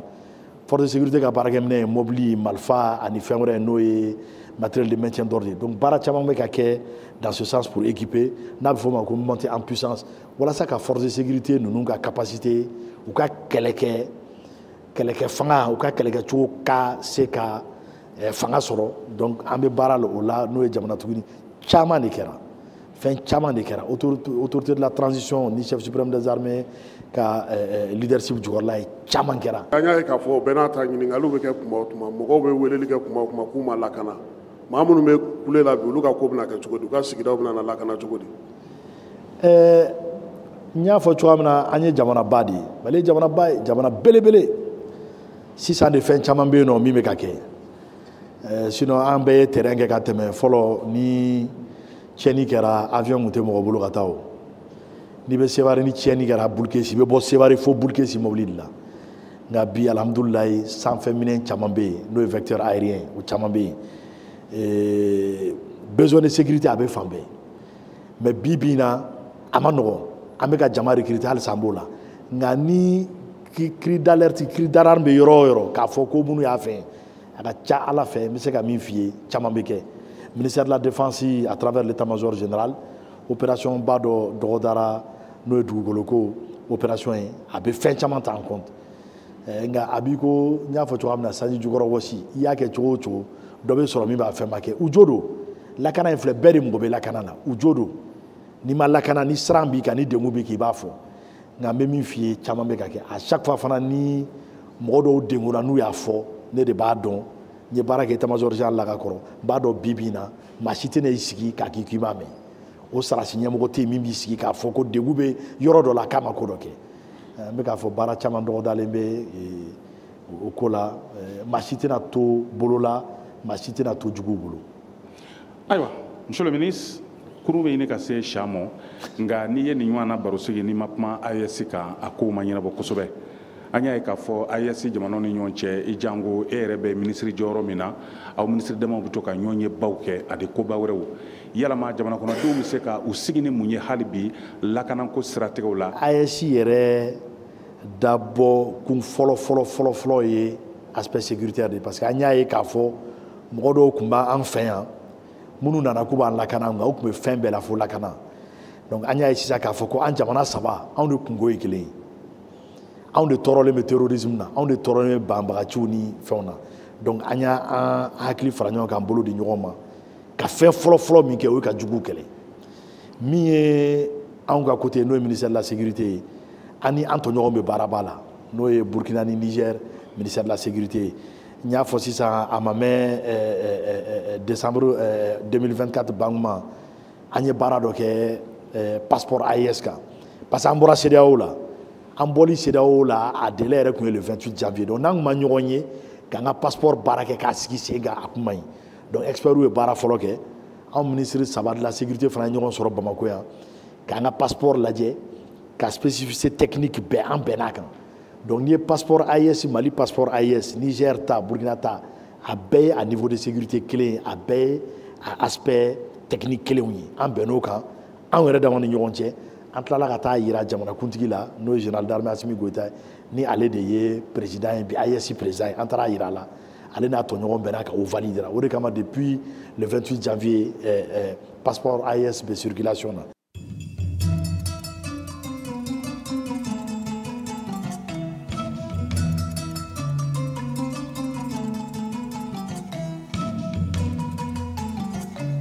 Sufɛ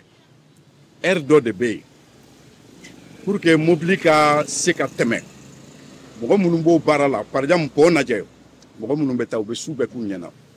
mobili kelen kelen u b'a bɛɛ contrôler dɔw yɛrɛ minɛla fɛn dɔw b'u kɔnɔ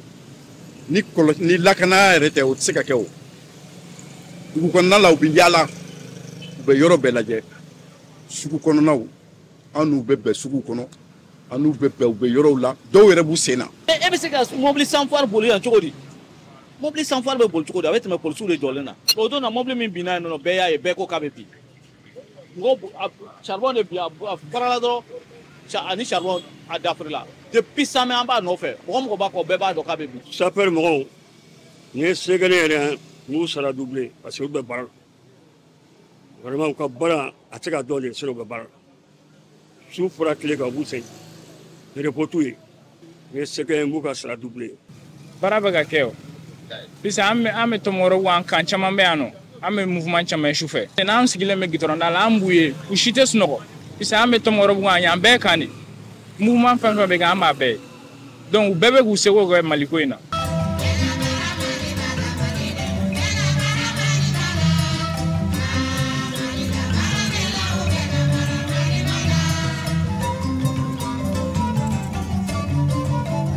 Monsieur le ministre, passeport ko in an bɛ don min ko bi AES jamanaw ni ɲɔgɔn cɛ a ɲɛnabɔra nka maliden bɛ yaala ka taa diɲɛ fan bɛɛ fɛ yalama an ka passeport a yamaruyala sa o yɔrɔ ninnu na wa. passeport ye souveraineté fɛn de ye o yɔrɔma hɔrɔnya de don n bɛ fɛ ka n ka passeport falen n tɛ taa k'a fɔ ko n bɛ taa dugu wɛrɛ yamaruya ɲini dugu dɔ fɛ ka n ka passeport falen n'i bɛ fɛ k'i ka mobili feere ka taa mobili wɛrɛ san e kan ka taa ɲini mɔgɔ wɛrɛ fɛ n'a se b'i b'a kɛ donc ni mun ye dɔrɔn k'an tɔɔrɔ kuma t'u da u bɛ fɛ k'an tɔɔrɔ ne ministre de la sécurité kuma caman dugu wɛrɛw b'u ka passeport kuraw caman u b'a fɔ bon nin de y'an ka passeport kura ye sisan u b'a ci ne ma pour que n k'a dɔn k'a fɔ min tun bɛ yen fɔlɔ u t'u ka passeport ye mais nin de y'u ka passeport kura ye mais u t'a ci ne ma pour que k'a fɔ ko ni sɔnna b'u mais n ma sɔn a ma o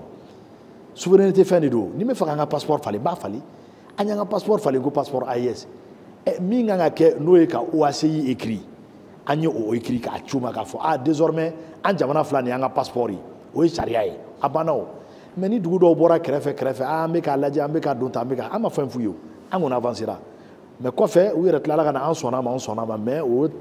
b'an kɔfɛ ka ban u sɔnna a ma o y'a sɔrɔ an tɛmɛna ka ban AES ko la toujours n y'a fɔ cogoya min na an ye ɲɔgɔn ye ba dɔ fana kɛ Bamakɔ yan n'o ye directeur général de la police ye olu fana ye ɲɔgɔn sɔrɔ Bamakɔ yan parce que an bɛ kɛlɛ min na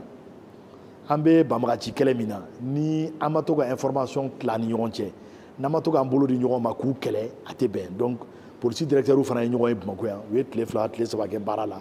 walasa u ka se ka baara kɛ ɲɔgɔn fɛ k'u bolo di ɲɔgɔn ma n'o ye partage d'information ye ani ka mɔgɔw file n'i ye kojugu kɛ yan Mali la n'i taara i dogo Burkina n'a y'a fɔ u b'i minɛ ka d'a ma n'i ye kojugu kɛ Niger n'i nana i dogo Mali la an b'i minɛ an b'i d'u ma donc o ye partage d'information partage de renseignement u ye ɲɔgɔn ye baara k'u kan o ko b'a to sisan banbagaci b'a dɔn k'a fɔ i tɛna tiɲɛni kɛ nin dugu in na ka t'i dogo nin na a kɔni tɛ kɛ an saba ni ɲɔgɔn cɛ an ye ɲɔgɔn ye sabanan min kɛ o ye visa parce que an bɛ fɛ visa fana kelen de ka kɛ jamana saba ni ɲɔgɔn cɛ an yɛrɛ baara ka visa kan kosɛbɛ an y'a bila ka taa sisan jamanakuntigiw ka niveau la donc an yɛrɛ y'a proposé a visa to ka kɛ visa liptako ye nka a ko bɛ jamanakuntigiw de bolo baara ɲuman kɛra a la sisan a kan ka valider n'a validera ɲɛmɔgɔbaw fɛ n'o ye jamanakuntigiw yɛrɛ ye a passeport a visa bɛ bila en circulation n bɛ fɛ k'a f'i ye k'a fɔ an n'u bɛ baara kɛ kosɛbɛ ɲɔgɔn fɛ an tɛgɛ bɛ ɲɔgɔn bolo an bɛ ɲɔgɔn dɛmɛ fɛn caman na o tɛ ministère de la défense yɛrɛ dɔrɔn ye o tɛ ministère de la sécurité yɛrɛ dɔrɔn hali ministère de la défense hali ministère tɔw an n'u bolo bɛ ɲɔgɔn bolo fɛn caman na min y'a ni AES ka jɛ ye a bɛ ka kɛ a kɛcogo ɲuman na en tout cas banbagaciw ka kɛlɛ ta fanfɛla n'o y'an ka yɔrɔ ye an bɛ baara la ɲɔgɔn fɛ an bolo bɛ ɲɔgɔn bolo. Général de division Daoud Ali Mohamedine kuru sera siya kan e ye minisiri ye minisiri min b'i ka dɔn jamana kɔnɔna lakana ani jamana kɔnɔdenw lakana sabatili kama sisan i ɲɛsin bɛ faso jama ma i bɛ Mali telesoba la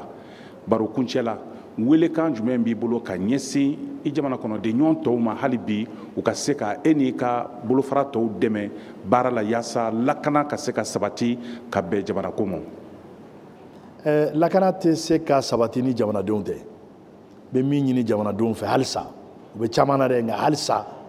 u k'u ka finidonnaw dɛmɛ n'o ye forces armées de sécurité u k'u dɛmɛ n'u ye kunnafoli o kunnafoli mɛn ni kunnafoli ɲuman tɛ n'u ye mɔgɔ ye a tɛ kɛcogo ɲuman na u bɛ ka siga a la n'u ye fɛn o fɛn de ye ni siga b'a la n'a man ɲi u ka boli ka se gendarme polisi ou bien sarasi u ka se dɔw ma finidonna dɔ ma k'a fɔ a ye bi bi in na an bɛ kɛlɛ min na an ka kɛlɛ tɛ kɛlɛ bɔra kɔfɛ de ka na bi an kan an juguw de nana ka na kɛlɛ in jago an kan donc n'an ma ɲɔgɔn dɛmɛ n'an ka population ma an dɛmɛ u bɛ ka caman kɛ halisa nka caman bɛ ka kɛ halisa ka an dɛmɛ information na k'an dɛmɛ an ka baara in na i y'a kɛ cogo o cogo ni information ɲuman t'i bolo waati ɲuman na a ka gɛlɛ i bɛ bɔ min kalama tiɲɛni bɛ kɛ donc halisa k'a ɲini population fɛ u k'u ka finidonnaw dɛmɛ ni kunnafoni ɲuman ye wa waati ɲuman na fɛn filanan ye n bɛ finidonnaw fo n'o ye forces armées de sécurité u bɛ baara la su ni tile finidonna bɛ fan o fan i ye gendarme ye i ye policier i ye garde ye i ye armée mɔgɔ ye n'a fɔ fɛn o fɛn de ma ko militaire porteur d'uniforme n ka foli b'u ye